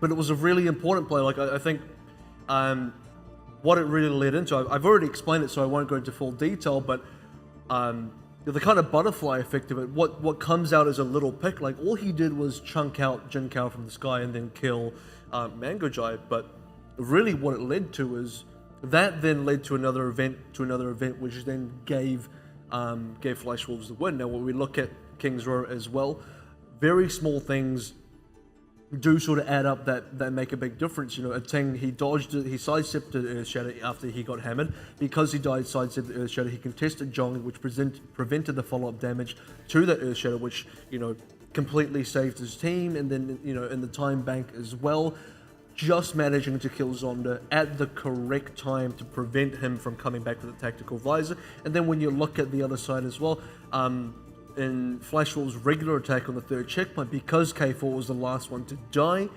he needed to be one of the early ones to die so he could come back and support his team with actual damage. Because he died last and respawned last, that made all the difference. So the very smallest details, the very smallest things that are happening in these games, I feel are making a huge impact on the actual results. Definitely, and I mean, we talked about this just before the break there. Flash Wolves are going to go with Hanamura, sort of that map selection, which favors them ever so slightly, since I guess their Farah player in Zonda is just slightly ahead of Jin Kao in that one.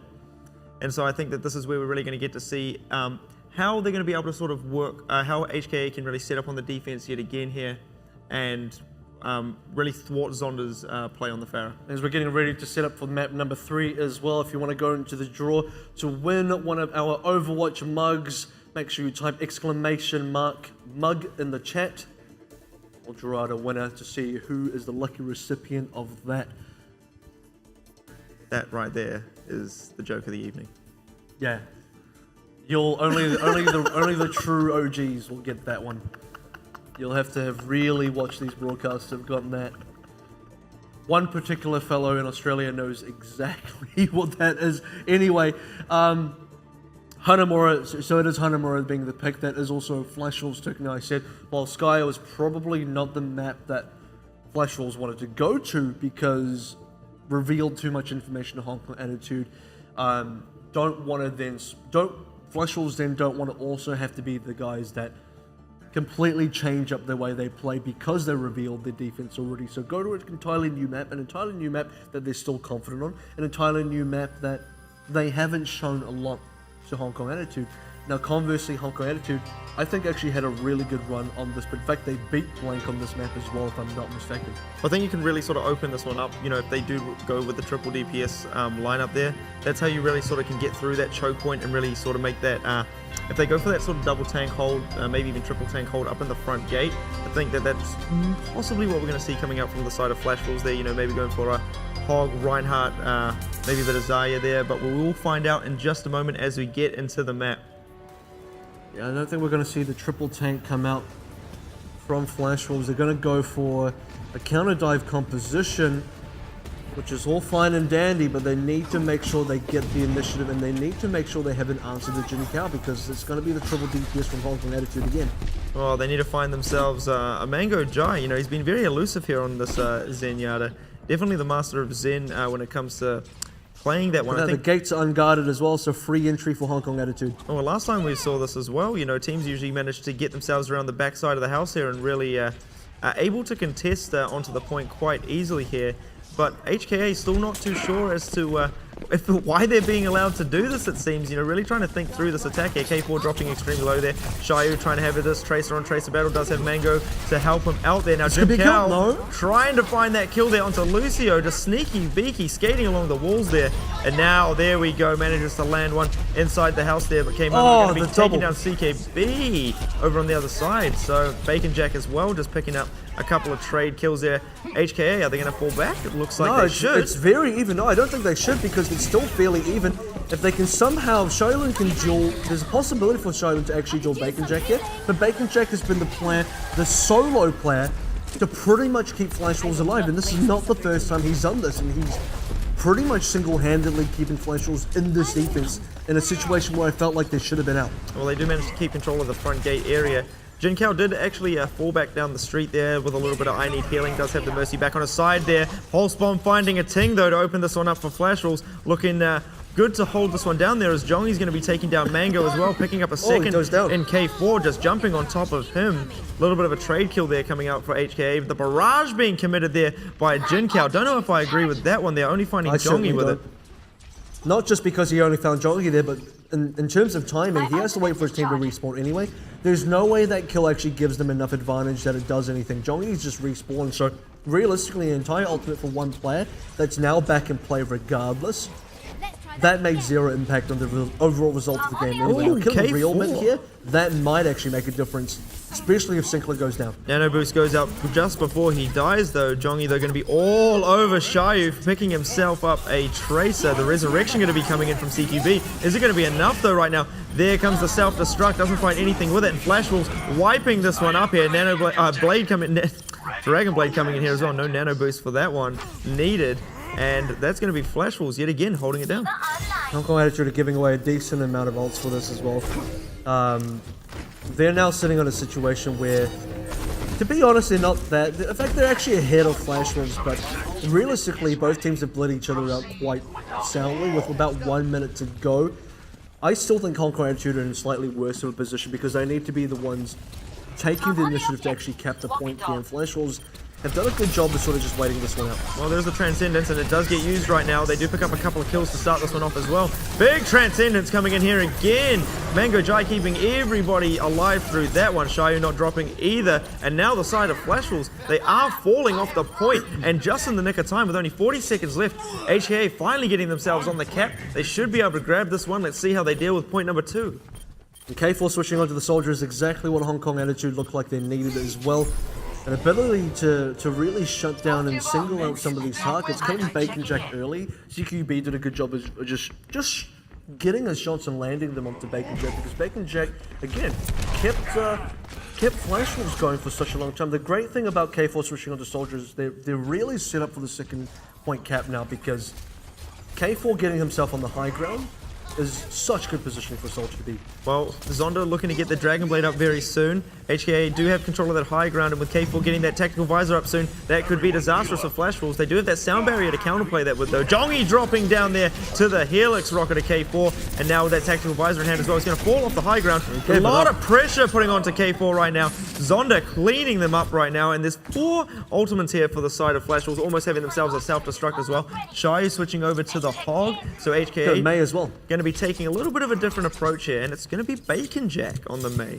It looks like Bacon Jack's got a decent number of picks up his sleeve as well. We talked about how sort of widespread Zonda's hero pool is, but I think Bacon Jack's hero pool is looking like it's just as big. Hong Kong Attitude still need to assault this right side. This is a really important space for them to get into. A good May wall would completely block this up though, so they've got to be careful of that. Yeah, the Bacon Jack of all trades, some may say. Probably is going to be going for that Maywall there. Does split up the team of HK as they jump onto this one. There comes the sound barrier. Sinclair still in a very safe position of the back. K4 hitting the Tactical Visor. Doesn't find too much with it, but the self-destruct will take out a Genji. Maywall being to not much use there at all. Maybe not the Jack of all trades. Somehow managing to dodge that hook there though, Shio. Just a little bit off the mark. Jongi picking himself up a trade kill here. Nano Boost going to be coming onto Jongi. A lot of pressure up in the back lines here. Will not be able to find that kill onto the Soldier. Gets taken down himself now. HKA managing to get themselves some cap time on the point. K-Momo rushing himself back and has that self-destruct to work with there himself. But not much else other on the side of Flash Wolves here. They do have that Primal Rage, but they do manage to withhold that there with nothing in the bank. I'm not too sure how K4 consistently loses the high ground. I have a feeling he just chooses to jump down himself, which I don't really agree with. He needs some... If he's getting pressured, then he needs a little bit of support to help him up there. If not, he needs to be able to keep this high ground exactly where Zonda is. If K4 had been able to stay up here, he would have had perfect damage output with very little to kind of stop it. And again, the Maywall comes in, blocking this fight apart here. This should Blizzard be as well. what they want, and indeed it is. Jongi going to be picking those two up as well. HKA going to be forced back here, and I mean, they do commit the Blizzard to that, but not too much having to be used to win that fight out. I'm glad you did have an opportunity now to kind of get the ultimates back online. The Blizzard ended up not really being needed, so that's one ultimate Hong Kong Attitude can tick off the checklist, so to speak. They only go up against what looks to be about 5 ultimates, so it will be fairly even. CQB is still rather far away. This time for Hong Kong Attitude, can they secure K4 a good high ground advantage and then keep him there? Oh, I like this here. They do manage to land the hook. They don't manage to find the kill though. Zonda hacking and slashing away. They're picking up 4. Zonda cleaning up HKA indeed in this one. And again, they do a nice little bit of ultimate rotation there. Managed to bait out quite a few from the side of HKA, and Flashwell's coming out on top. There's a full team wipe as well. Shaolin, Ating, both used ultimates in that. It's a really difficult situation for Hong Kong Attitude. They still haven't found a way to get past, particularly the Maywall, to get themselves into a decent position. They have to almost... Can't take that top right section. I think this middle battlement has to be the go. And indeed it is. There comes the Tactical Visor, managing to find a little bit with this one here, but that counter self-destruct coming in from K-Momo, doing some work here. 3 kills coming up in the way of Flashwell, slightly ahead here. K4 now being pressured out, needs to find something, and indeed he just runs back. He's not going to find anything at all. And Jin Kao being frozen out in the back here as well. Can they manage to take out the mech? No, they can't. Yes, they can. No, they can't. No, they can't. 14 seconds left to go. Hong Kong Attitude backing off is not working out for them. They need to be able to actually push. They need members on this point. They need some form of pressure. They lost every single ultimate, and they're still playing now into a Blizzard. It's going to be the charge in from Ating. Manages to get the contest, but this ice wall blocking up the rest of Hong Kong Attitude is going to cause a lot of problems. They definitely needed a Reaper there to push themselves through that one, and now they're just staggering into the point now. Flashwell's dealing with these single players very easily there. The Bacon Jack of all trades on the May just rocking this one, or freezing this one back to the Ice Age it seems, and Flashwell should be able to hold down point number 2 here. Let's see how they go on their offense. It's a really good defense, I think, for Flashwell. They just identified what Hong Kong Attitude needed to be able to sort of win that, what their win conditions were, which is essentially being able to push on that top left if you're on the defense, or the top right if you're on the attackers, and just completely preventing them from doing that, using the May, forcing them onto the middle battlements instead. And still the May wall's pretty good there, and for Bacon Jake he got a decent number of block-offs to prevent to sort of just prevent the Hong Kong Attitude attacking force from being together, splitting them up, and in one of the cases completely caught K4 into the back line, or completely blocked K4 off while he was using a tactical visor. He had no angle to work with, so it was a real waste of his ultimate in that sort of sense as well. Yeah, that was sort of the point I was going to bring up there, is that K4 couldn't really find too much up there and was instantly pressured on so many times there, especially when that wall comes down as well, and he can't find anybody, especially up on that high ground, you know, above him there, where obviously the 3 tanks, or the 2 tanks rather, get split up from the rest of the team. You could sort of see what HKA were going for there. You know, they go for that middle battlements there, they try to hook one down, and I think the one time they managed to pick someone they could actually get the pick on, they didn't even end up getting the kill on him anyway, and it just looked like HKA could not really break that sort of perfect defense almost, I'd like to say, coming out of Flashwells on point number 2. The May showing us so much strength there. I actually think Hong Kong Attitude kind of struggled on point A cap as well. Just, they had a full dive going on, but you know, in fact they had a dive with a triple DPS, and yet it kind of felt difficult for them to work their way around the back area. It looked like they wanted to sort of get that flank all the way around the back. They couldn't really get enough kills, and Bacon Jack was such an issue for them. It wasn't until they killed Bacon Jack early and killed Zonda early that they could finally cap that one out. So likely I don't even know if they would have kept point A if it were not for that. Well, the Knight of Zenyatas, indeed it is. Going to be Sinclair pulling out the Zenyatta for the side of Flash Tools, but Zonda is taken out instantly into this one, and I just don't even know what to say here. They should not be able to push in off of this here. Zonda just being absolutely demolished in about 20 seconds of the match even starting here, so HKA starting it off strong. HKA definitely holding the balls on this. They're running the triple tank.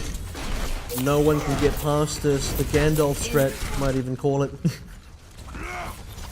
Well, they definitely passed this one here, jumping straight over the front lines of the tanks here, looking to get themselves a Soldier 76. They don't worry though, they find themselves a Ting instead. It's going to be Bacon Jack picking that one up. And now being able to pressure a lot onto Jinkao. Doesn't have any shields left to work with. Jongi doing a great job to keep himself alive as well. Should be able to re-engage at any second now. And Flash Wolves, very strong offense here. They pushed HKA all the way back up the point. They're getting themselves a lot of cap time here. Bacon Jack has the pulse bomb as well. Just throws it out willy-nilly. Will he catch he? Yes, he will. But K4 going to be doing all the work here with his tactical visor, picking up 2 very important kills there in the likes of Realman and Zonda. It's going to just be CQB picking up a last few there on the Lucio. And Just the way in this last one. Holding it down. And look at this, K-Momo trying to rush to the edge here to kill himself. The sleep Even dart gets coming slammed off. in. That's another 6 seconds you're going to have to wait for. Down he goes. Flash Wolves are ready to push, except they're losing. They've got 1 member they have to wait for. That's a nice little cheeky play. They're going to have to just give Hong Kong Attitude a decent amount of time to just sit up at this front door again. And this time they have to actually hold this door, make sure Flash Wolves don't easily walk past. Yeah, let's see how they answer this next fight here. Not going to be feeling too good after that one. Jinkao has that Graviton as well. Let's see if he's going to try to catch them as they make that jump through the front door there. Zonda's already up in the back lines here. Does have the Dragon Blade as well. He's going to hit it straight away. Looking to find himself an Ana. Can he do it? No, he can't. K-Momo, they're going to be finding a Ting. There comes Sinclair, going to be hitting the Transcendence to try and keep Flash Wolves alive through this one. They are picking themselves up a couple of kills here. They do find K4 as well. Self-destruct going to be thrown out onto the point there as well. Realman still has that sound barrier to work with. He tries to drop it, but it gets taken away from him by Jinkao. Neck and neck in this one, even trades across the board, but Zonda's still alive, wiping everybody up there. Going to be Sinclair securing a lot of those kills, and now Flash Wolves going to be picking up point number 1. Minute 20 left there on the clock for them. 20 left for the clock, 3 ultimates up as well. A little bit of snowball momentum that they can work with. 5 minutes and 12 now in total to get the second checkpoint. I do think it's totally doable that they can get a good setup here. They only have to worry about a Ting's Earthshatter. If they can get off that, they should be in a pretty good position to, if they can't cap the second checkpoint, at least be able to get a decent number of decent bit of mileage off it. But to be honest, Hong Kong Attitude, if you look at the yellow marker on the circle, they only need to get it, what is it, a quarter of the way, if even that. I think it's 21%, so... It is, yeah, it's 21%, so a fifth of the way. And Jongi jumping in straight in. Does he have any backup, though?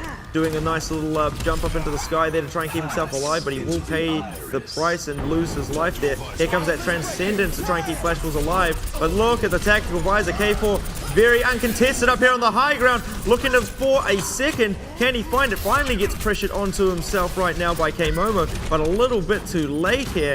It looks like HKA should be able to hold off the back of this one. K-Momo, they're not even worried about him. Realman going to be dropping down here as well, and HKA, with very little in the bank there, managed to hold that one down. K4 going insane. And that's exactly what Hong Kong Attitude were trying to do on the attack. If they had achieved that on the attack, that would have been a full cap. But unfortunately, Flash Wolves' defense on that last on Hong Kong Attitude's attacking turn was so good. K4 never had an opportunity to get up in that position, never had an opportunity to actually get that attack visor out like he did just then. So only going to be a Ting actually up there on the high ground, so seeing what he can find up here. Looking to use that third-person view there just to look down the steps. Going to be charging straight off there, going to be giving up the high ground to Flash Wolves now. Oh, the Pulse Bomb coming in and opening it up. Bacon Jack doing work here. Zonda hitting the blade, picking up another one there onto a Ting. HKA dropping now. Where are they? CQB's gone as well. Jinkao almost getting that Primal Rage. Can he get it off? Yes, he can. Keeps himself alive, and the hopes of HKA with that one. Shayu as well, going to be one of the last ones left alive as Mango drops down there as well. And now a Ting managing to get himself back up. Quick switch to May. A little frozen ice block there to keep it alive. CQB as well on the point. May is going to be taken out as well. Flash Wolves getting themselves some cap time now. Surely indeed. 10%. But Jin Kao back on the point. Sinclair, though, up on the high ground, getting a lot of free time here, and that's going to be Flash Wolves taking out Hanamura. I think Flash Wolves' defense was just a little bit too good for Hong Kong Attitude, and in terms of attack, both teams have decent enough attacking strategy, but the difference in defense was quite astounding. I mean, first checkpoint for Hong Kong Attitude, it looked like it was pretty scrappy. It looked like they failed to really catch any of the DPSs on the Flash Wolves side. In fact, they just kind of couldn't really catch anybody.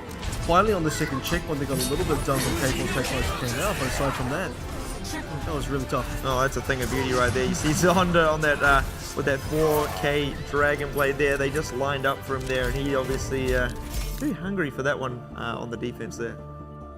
You know, you see that when you're Genjin, you're like, I think I'm just gonna do it, boys. I'm gonna do it. I'm gonna do it now. Whole hog into me. Here comes a deflex.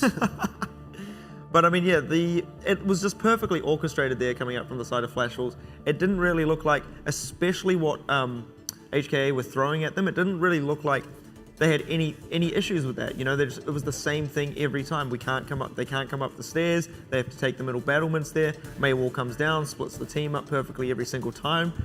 And what can you do if you're HKA? You needed to make a lot faster changes. They needed to change back into dive, as interesting as it sounds, because Mei is only really good against that particular composition that Hong Kong Attitude were running. So as soon as they change back to dive, suddenly the Mei becomes less useful. Now, the timing is really important because the only opportunity for them to go back to dive is on an attack where they believe that Flash Wolves are low on ultimates. That way, they have a really good shot at actually taking an ultless fight, and a really kind of ult neutral fight, and still have a good shot at winning that. They don't have to change their entire composition, so they can keep a couple of their ultimates, but mainly on the DPS side, they have to go full dive again. That's kind of what you see in Flash Wolves. They went for the full dive on the second checkpoint, and very hard to contain that. You can't contain something that's that mobile, which is why the first checkpoint defense for Hong Kong Attitude, when they tried to play contain with a triple tank, unfortunately, when there's a full dive composition, a lot of those members, a lot of those players on the Flash Wolves side can get past the contain. It's only the supports that can't get past. So really, if Hong Kong Attitude wanted to make that work, they had to be able to kill the supports, or make sure that supports remain contained, while the rest of the team can turn around and deal with the divers themselves. Because the divers, while they're effective in short bursts only, and their expiration date comes pretty quickly when they realize the supports can't actually get there to help them. And I think the other thing as well is that Flash Wolves were doing a little bit more in those sort of, I wouldn't, not alt neutral, but when they were sort of down on ultimates and HKA have the advantage there, especially on their defense, they were really getting a lot more out of using very minimal ultimates or none at all. I think there was a few fights where it looked like HKA really should have taken it out. It looked like K4 should not have given up his high ground. I think that was also the other issue as well, as K4 gives it away a little bit too easily when he's sort of got control of the high ground. I think he needs more support. I think that the times that were good was when, I believe it was Jin Kao came in with the Diva to sort of support him up there, because usually it's K-Momo or Bacon Jack on Diva there to sort of contest him when he's playing Soldier. So when that happens, you just kind of need your own Diva to come and protect you for a little bit. Just ward off the other Diva and you're fine. But because he never had that, he either never got the support and got pressured off, or he just chose to jump off. And if he chose to jump off, I really got to question that a little bit, because maybe the reasoning is that lack of angles, but I don't know if I really agree with that, because all of the upper battlement sections have really great angles, so that's not really a strong argument. So it does come down to, you have to assume he got challenged, and if he does get challenged, then the answer is he needs more support. And then I guess the other thing as well is that HKA, you know, they put a lot of emphasis on holding the high ground in those first few fights on point number 2, and then I think all they had was a ting up there just to sort of play that spotting role, you know, just throw the shield up just so we can see down the stairway to see sort of which way they're going, and then after that he just charges straight back onto the point, and they all group up for that next offensive that comes in from Flash Wolves, which I think is the one that actually won them the game after that. So I mean, I don't really understand why K4 was not still holding the high ground and why he was playing from a different position at that point. Yeah, it's a difficult one. I think even if he does reposition, he should try to reposition to a separate part of high ground or a different high ground. There was also that other rocket jump spot that he could have used as well. I'm surprised we didn't see that come out from Flash Wolves, actually. You know, they showed us how strong that was with Zonda up on that. Zondo was playing Genji though, I'm pretty sure. I thought he was going to swap off after his first Dragon Blade. No, I I think let's go. Zondo was playing Genji on that, so that would have been obviously the reason. But he was doing well enough on Genji that it kind of didn't matter. And Genji offers another way for them to prevent K4 from camping one of the high grounds anyway. So that part does also make sense to me. So keeping Zondo on the Genji probably had a lot of useful applications, as we saw as well. Well, going to be interesting to see what HK can sort of bring to the table now. They've seen this sort of Mei defense, I mean, coming into map number 4. I think HK are sort of starting to slip behind now. It looks like Flash Wolves have a little bit more tricks in the bag, as it were. They've got a little bit, again, deeper sort of Flash Wolves are more adaptable, I think that's how I'll say it. Hong Kong Attitude found it difficult to adapt to situation. They sort of look at a situation, the composition, and weren't really able to figure out how they were going to change up what they were doing to really best deal with Flash Wolves. And the biggest example of Flash Wolves being able to adapt is they look at what the composition of Hong Kong Attitude are, what they're trying to do, and what they're trying to achieve, and most importantly what their win condition is, and then they prevented that. If the win condition is to get K4 into a high ground position, have him raiding death from above, they built their own composition and playstyle around preventing that play entirely, and it's exactly what happened. And this is what I'm talking about for Flash Wolves, is they're able to read these situations quite well and then pick the best compositions to suit that and execute the playstyle as well. I mean, it's interesting to note there as well, because HK was sort of one of those teams that were almost one of the most flexible teams coming into this. I think when we first saw their lineups, like, wow, they all play sort of different roles here, and you think that because they're so confident and comfortable playing other heroes and characters, that they'd be able to all, I guess, give input and sort of add to that. But it looks like we're going to be getting into Gibraltar next, so we'll see if HK can really make something change here and even out the series again. This is the one that they beat Blank on as well, so it was a tough game still. I think Blank held them out at the beginning of Checkpoint 2 in the hangar. But Hong Kong Attitude got the first checkpoint defense, and they actually played this against Machi and I think almost secured the first checkpoint defense again. I think Machi actually pushed out the first checkpoint, but it was a really difficult defense to get past. So while Hong Kong Attitude did struggle a little bit on defense for Hanamura, their Gibraltar defense so far has looked a lot better. Well, this is actually the first Gibraltar I've cast, I think, since the start of the tournament here. So it's going to be exciting for me, at least. It's been a while since I've seen this bad boy come up in this tournament. I mean, other than the matches that were on, I believe it was Friday. Yeah. Friday.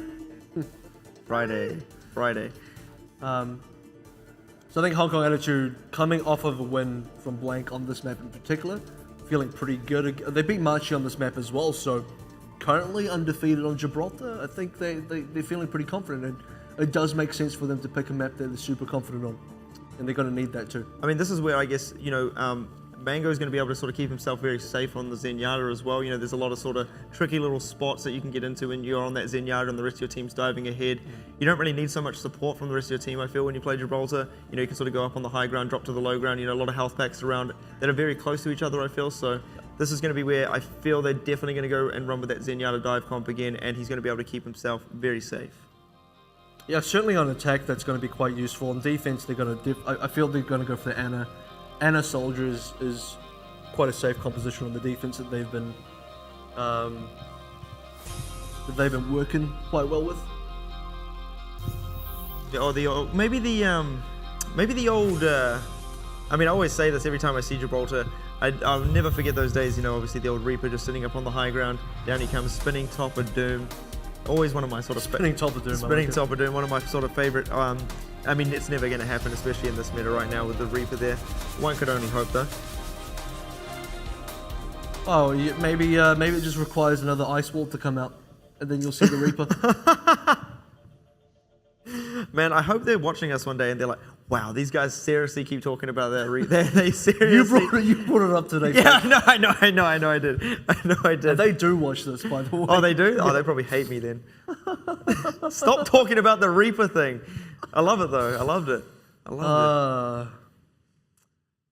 But yeah, we should be getting in momentarily. I think this is also. Do you expect to see this is where you can see sometimes like the Widowmaker come into play as well? Yeah. This is the first checkpoint's a pretty Widow friendly area. It's It's a Widow-friendly zone. Widows welcome. Oh, look at this. We're going to see the Torbjorn coming out. Going to be set up here on the high ground as well. Should be getting replaced once it gets taken down. Going to be Jongi just holding it up in the front lines there. There it goes. Gets taken out now. And HKA get themselves control But of they the got 20% high ground. charge off that. It's great. Yeah, I mean, that's exactly what they were looking for, wasn't it? Just putting the turret up there just to really get it started here. And now HKA start moving their way forward. Just like the Black Eyed Peas, it is Hong Kong Attitude getting it started now inside the server room. Well, let's hope it A couple doesn't... of kills as well, including Realman and his turret. Oh, that's very good. I was about to say, let's hope it doesn't turn the other title of that song, and it doesn't look like it right now. The hook comes in. Sinclair going to be dropping as well as K4 gets a lot of free reign up here on the high ground. Easily going to be able to self-sustain himself up here, as now Zonda being pressured immensely. Bacon Jack as well going to be losing that mech any second now. K4 not worried at all. He's got Mango Jai as well right to his side as well. There it is. Should be dealing with Realman yet again. Oh, there it is. That'll take him out very easily. This is the kind of attack. This almost looks like what they wanted to do on Hanamura as well. You see, as soon as K4 gets this kind of positioning, and there goes the Tech Fight as well, takes down K-Momo. Any other challenges, come and play. I'm ready for you. And it doesn't even need to use the attack visor in this situation, just the nano boost, just looking for a couple of extra ones. HKA making very short work here at point number 4. Oh, Realman, no, he's going to get caught out here as well. Yes, he is. It's going to be Shayu just to finish that one up there. Looks like Jongi wants to control that high ground. Flash Wolves looking very uncomposed here as we move. Oh, a little bit of hellos here, just seeing what's up, mate. And now Zonda getting pushed off the top of the plate. That's a good play. No worries. HKA just giving us an A+ game here on Gibraltar attack.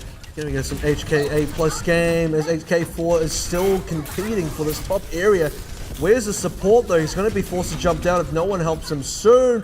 Just does a bit of a walkabout on top though, so if all works out, he'll stay exactly where he is. Yeah, lefty and little lefty righty. Zonda still fine here. Now they've got control of that high ground behind as well. And Zonda tech visor, so they've got to be careful about that. Yeah, they do manage to not walk into that one, so HKA dealing with it very easily as well. K4 doesn't even need himself some high ground here. Oh, and now they get caught around this corner. There should be... Oh, bigger shatter coming through there from Jongi. That's exactly what they needed. They charge into each other as well. The self-destruct coming in from Shayu just to clean up a couple more. But Flash Wolves finally answering back with some kills of their own. And there comes the resurrection as well. So Flash Wolves should be able to stabilize off that, but I don't know if they needed to use the res there. I think they didn't... Yeah, you're probably right. I was going to say that they wanted to just dodge the respawn, but at the same time, the respawn's pretty close, especially from where they were. Nice stagger kill there from Bacon Jack, though. I'm not too sure how I feel about the Hog so far. I feel like the Hog kind of struggles with these vertical spaces. Especially for Jin Kao.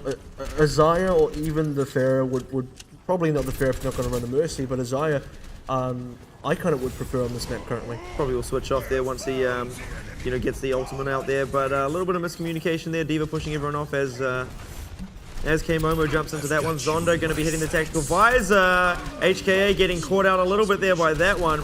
Zonda just picking up a couple there. Maybe again a little bit of an overcommitment. Probably didn't need to be thrown out there just yet, but hey, winning the fight is still winning the fight, buying themselves a little bit more time. 2 minutes 45 to work with here for HKA. A couple of ultimates building still, and then we'll probably see them push in for this one. And this is exactly where HKA got caught up against Blank.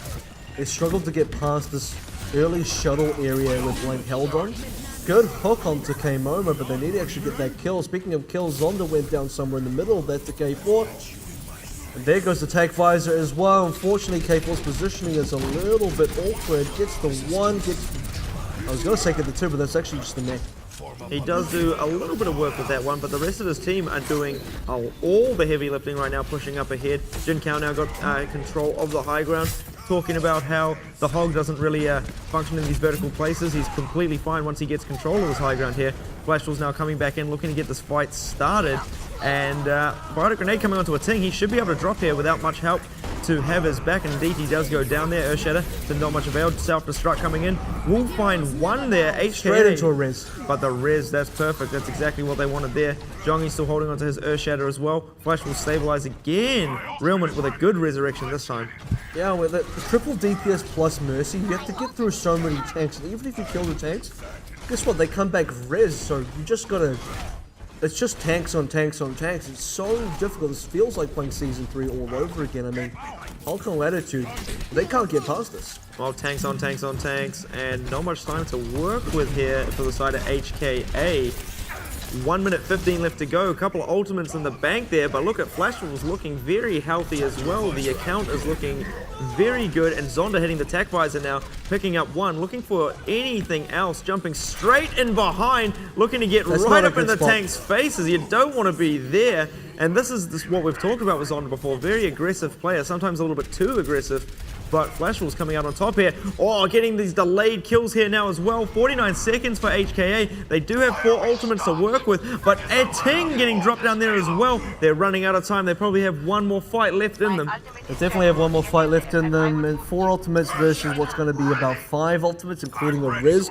They've already struggled to get past the tanks. They've already struggled to get past this entire hangar area in Hong Kong Attitude. I don't think they have enough options here.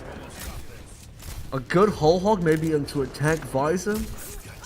I think he hinted a nano whole hog into pretty much all the tanks. Oh, well, K-Momo hitting the Primal Rage here. K4 with the nano visor coming in. Jin Kao actually will be the one to finish off K-Momo. They do take Jongi down as well. So HKA finally getting it done right there. The Resurrection coming in from Realment. Self-destruct coming up from the Bacon Jack there as well.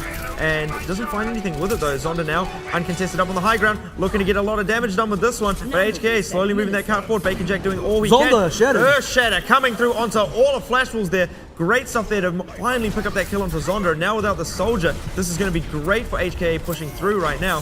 The players finally making their way back into the point. Earth Shatter coming through, only picking up one there. The block was indeed very good. Here comes that self-destruct, finding nothing. And this is going to be HKA. They are going to be making a lot of move here, but Flashwolves getting themselves back on the point. Again, no resurrection here for Realment though. Not taking out the Mercy's probably going to be their downfall here. Being able to sustain these tanks. And now Zonda's back in the fray. HKA getting pushed off this one. Overtime's gone. And HKA do manage to cap out the first checkpoint, but can't make it to number 2. And the difficult thing about that situation as well is once the cart gets to anywhere close to the actual destination, it's extremely near the defender's spawn, so they don't have much distance to go at all, whereas the attackers have so much they have to traverse to actually get themselves back onto the carts. That doesn't help the attackers at all either. They just, Hong Kong Attitude just needed that little bit extra, needed just that little bit more of a push. I think one of their initial early pushes, they got the cart really far in. I'm trying to remember, it was so early now, but yeah, Hangar has been a struggle for Hong Kong Attitude. That's been one of the weaknesses for them. But the first checkpoint, the first cap, easy. That was easy game. It seems they are so calculated, so well practiced on that. They know exactly what they need to do there. But Hangar, yeah, it's the second time. You know, Blank held them there. Blank held them even harder than Flashwolves did, and Blank still ended up losing. So that's something that's really interesting to take in. I mean, 2 things to sort of talk about here. This obviously is HKA's pick there. So, I mean, their defense on point 1 might be just as well polished as, you know, their offense was on point number 1, and that's all they obviously need to, you know, close this map out. And the other thing was there as well is that you sort of talked about, you know, the Hog not being the correct selection there for them. I just don't feel like it's, I mean, I agree. I just don't know if there's really it's not that it's necessarily bad, it's just not the most efficient. I think if they had Farah, as you mentioned as well, and they take Zonda out. Something more mobile, something even, even if you ran D.Va and Winston, do they already have D.Va and Winston? I can't remember now. Yeah, I think so. No, they did. So they maybe they did need a Farah. Maybe they needed to play Genji. Maybe I was like Genji, and then I was like, something more mobile, something that can scale a little bit better. I do also understand the Hog because they needed the Hog to sort of chew through the triple tanks, but at the end of the day, Hog was just too slow. Yeah, he couldn't really keep up with the pace of the rest of the team here. Now Flashwolves going to be having real A tank caught out. This is a bit. Oh no, he does manage to get himself away there. Landed with the Discord orb as well, somehow surviving, but now HKA probably not in the position they wanted to start the first fight, and Flashwolves going to be able to get a lot of this high ground control, but double tanks sitting up here getting ready to bounce. This is exactly where Hong Kong would like to wait. They just want to sit everybody on that upper section, a Ting on the ground, getting eternally healed, and the Ting is trying the best that he can do to stall out this car, but eventually he loses shield, and now it's going to have to be Hong Kong Attitude supporting this as the cart is ever moving closer to that cap. But Mango still very uncontested up on the high ground. Same with K4 as well. K4 now going in for the kill here. He wants to find himself something. Bacon Jack's going to be blocking out that one. But Jinkao did lose the mech and his life there. And now Flash Wolves opening it up just ever so slightly. Got that player advantage. K-Momo trying to land this hook here. Going to be Jongi up in the front, just punishing his counterpart, a Ting. And he's also got that Earth Shatter to work with us now. So Flash Wolves making short work of point number 1 as well. Ultimates in their favor ever so slightly. Flash Wolves, they've broken the defense in a fantastic time as well. I think Hong Kong Attitude weren't able to pressure up that front choke at whatsoever. Now, if Hong Kong Attitude can somehow get a very similar defense set up to what Flash Wolves had against them, keep that upper shuttle bay section completely cleared up and available to them, they might be able to get a good hold here still. Oh, Bacon Jack almost baiting in a Ting there, baiting him into the shop here. Oh, nice sleep dart now. Let's see how they work around this one. They are going to be able to take down Shayu down on the ground here. So again, player advantage in the way of Flash Wolves. Make that 3, make that 4! Tactical Visor coming out from Zonda. K4 now trying to answer back with the Nano Visor of his own. Just gets mowed down up in the spaceship. And Flash Wolves, they're going extremely quickly. And that's going to be all she wrote. Flash Wolves take it out 3-1. Extremely quickly is the way to go. Flash Wolves, they had no time to waste there. They didn't want anything to let go. It's very similar to that that Numbani game there. Just there's the fight and it's done. And it's done. That was all based on momentum. I mean, they got that all through on, I would say, one push. You really got to consider the mercy on the defense there actually worked out a real charm. Damage is what not was. Lucio, eat your heart out. You can't deal with the Mercy pistol, that's for sure. And the Resurrection coming in. Yeah, I mean, Lucio does decent damage, but let's be honest, the Mercy pistol is still one of the better support weapons. Yeah. You just don't see it very often because it requires you to not heal your team. Oh, you mean to pull it out? You mean your Pharah? Yeah, or whatever. But I was gonna say the Mercy on the defense is good.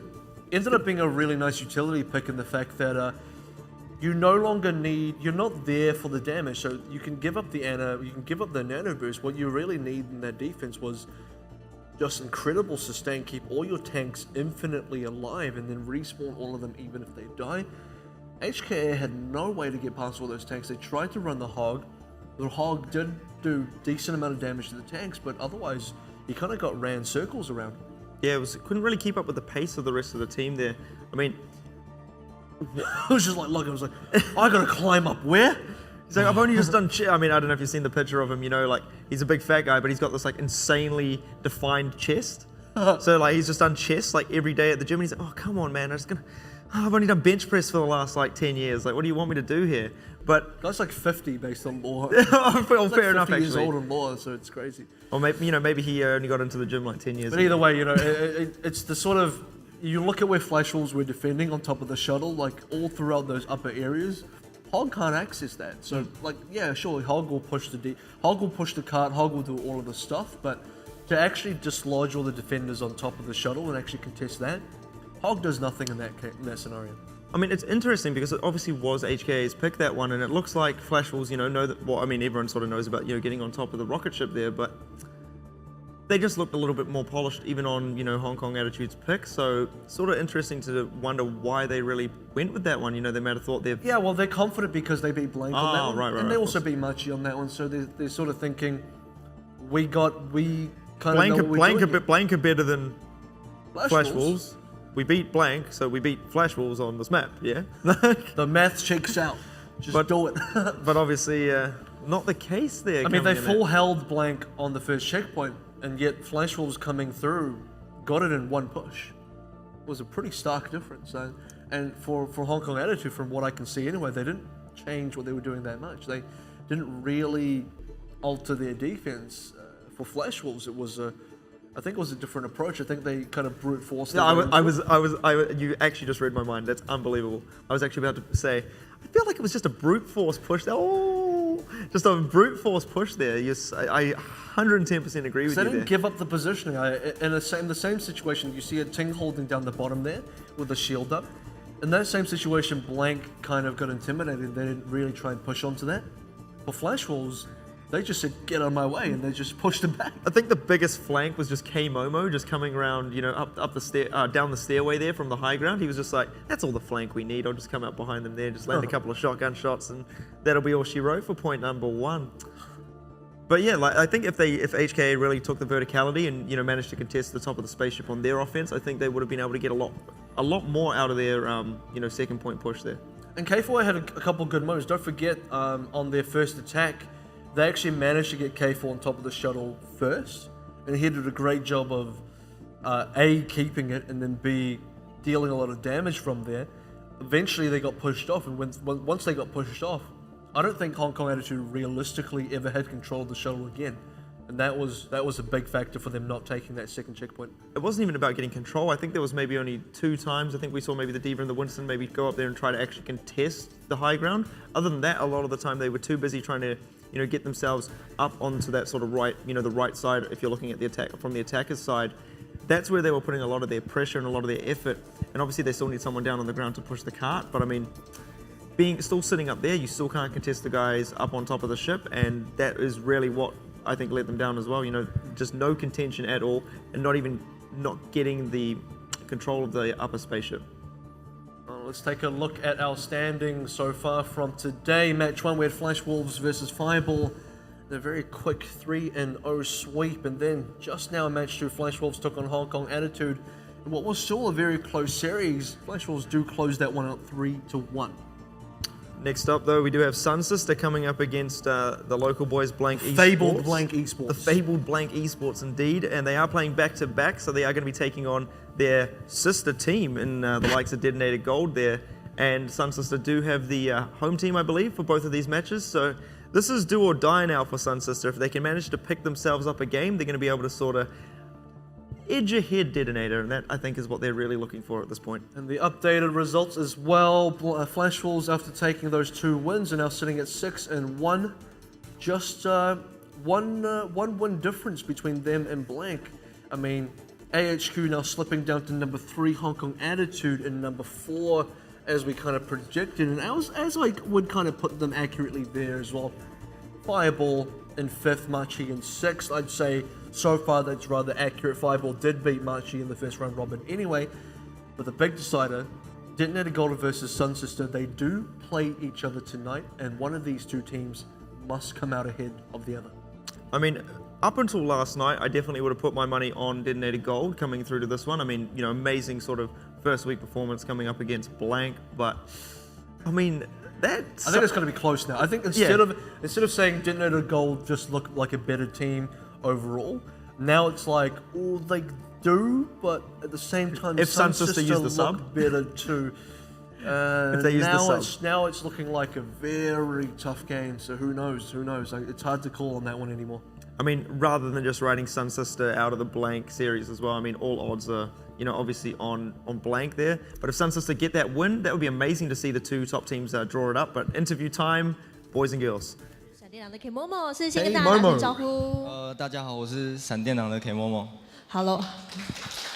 是不是支持者很多嘛？所以我们现在要来问的第一个问题是：你在主场选择第2段的时候，为什么会选择花村呢？有什么样的理由 Why did you pick Hanamura? 因为我们对花村有就是我们对其他阵型有很多克制的方法，所以我们对花村其实还蛮有自信的。哦，所以是在防御的那一端是比较有自信，对对对。是不是？哦，那其实你们阵中像 Beck 跟 Jack 跟宗达，他们都玩小美嘛，那你自己也玩小美，3个人都很强。如果要你选的话，谁是最厉害的？我不是要挑拨离间哦，只是平心而论，你知道？应该是我吧，因为你哦，因为我玩 You 最 have 久。 3 Mei players in your team. Who do you think is the strongest? Kemomo says that he's actually the strongest Mei player. 哦，那如果另外2个人要你比较的话，谁比较弱呢？希望他可以再加油的。对，一样强，一样强。好了，那如果 She says, "Who's the weakest Mei player?" Then he says, "Oh, the other 2 are the same level." 就8-9分，8-9分。8-9分，哇，讲得很保守、很客气，是怕等一下跟队友会吵架，是不是？好了，那再请问一个问题，就是在第4张地图的时候，止步骆驼的地方，因为我们知道说那个地方有很多可以躲的嘛，那为什么会想要出托比羊呢？ Why'd you pick Torbjorn and 刚刚不知 Gibraltar? 道有没有拍到，就是我们有一个自己找到的架点，可是我们刚刚第一点其实没有守得很好，所以被破掉了。哦，刚刚是失败的状况嘛？对，算失败。好，那今天其实比赛现场来 We 了很 practiced 多你 some 们闪 good 电狼 spots 粉 for 丝，有没有什 Torbjorn, 么 but 话想跟他 unfortunately 们 it 说？ wasn't really good 谢 against 谢 Hong 你 Kong 们 Attitude. 支持闪电狼，然后还来现场看我们这样子。谢谢 K 默 Thanks for 默 supporting 接受我们的 Flash 访 Wolves and thanks for 问， watching 谢 our 谢 games.。再次恭喜闪电狼，今天是2场胜利。那 It's like live translation there coming out from you. There's Oh, that was a bit smooth. I heard that one a lot clearer. I was like, yeah, no, I got a better feeling for what they're sort of talking about there. But it's interesting. He's like trying to dodge. He's like trying to dodge rating his own team members, and the hostess literally said, "Are you just trying to you're just trying to cover your ass so you don't get start a fight with your team members later on?" needs to take a page out of the troll book, I reckon.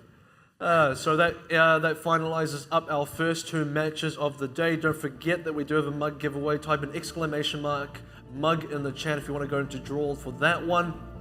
And I think that's going to wrap us up. So after the break, when we come back, it's going to be Pixie and Smike taking you through Sun Sister versus Blank, and then the pretty hype match, Sun Sister versus Detonator Gold.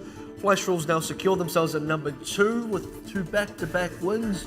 It's been a good series, and I'll can't wait to see you guys next week for the second round robin to start in week 4 of the Overwatch Pacific Championship. Thank you very much. I've been AVRL. With me has been Easy. We'll catch you later.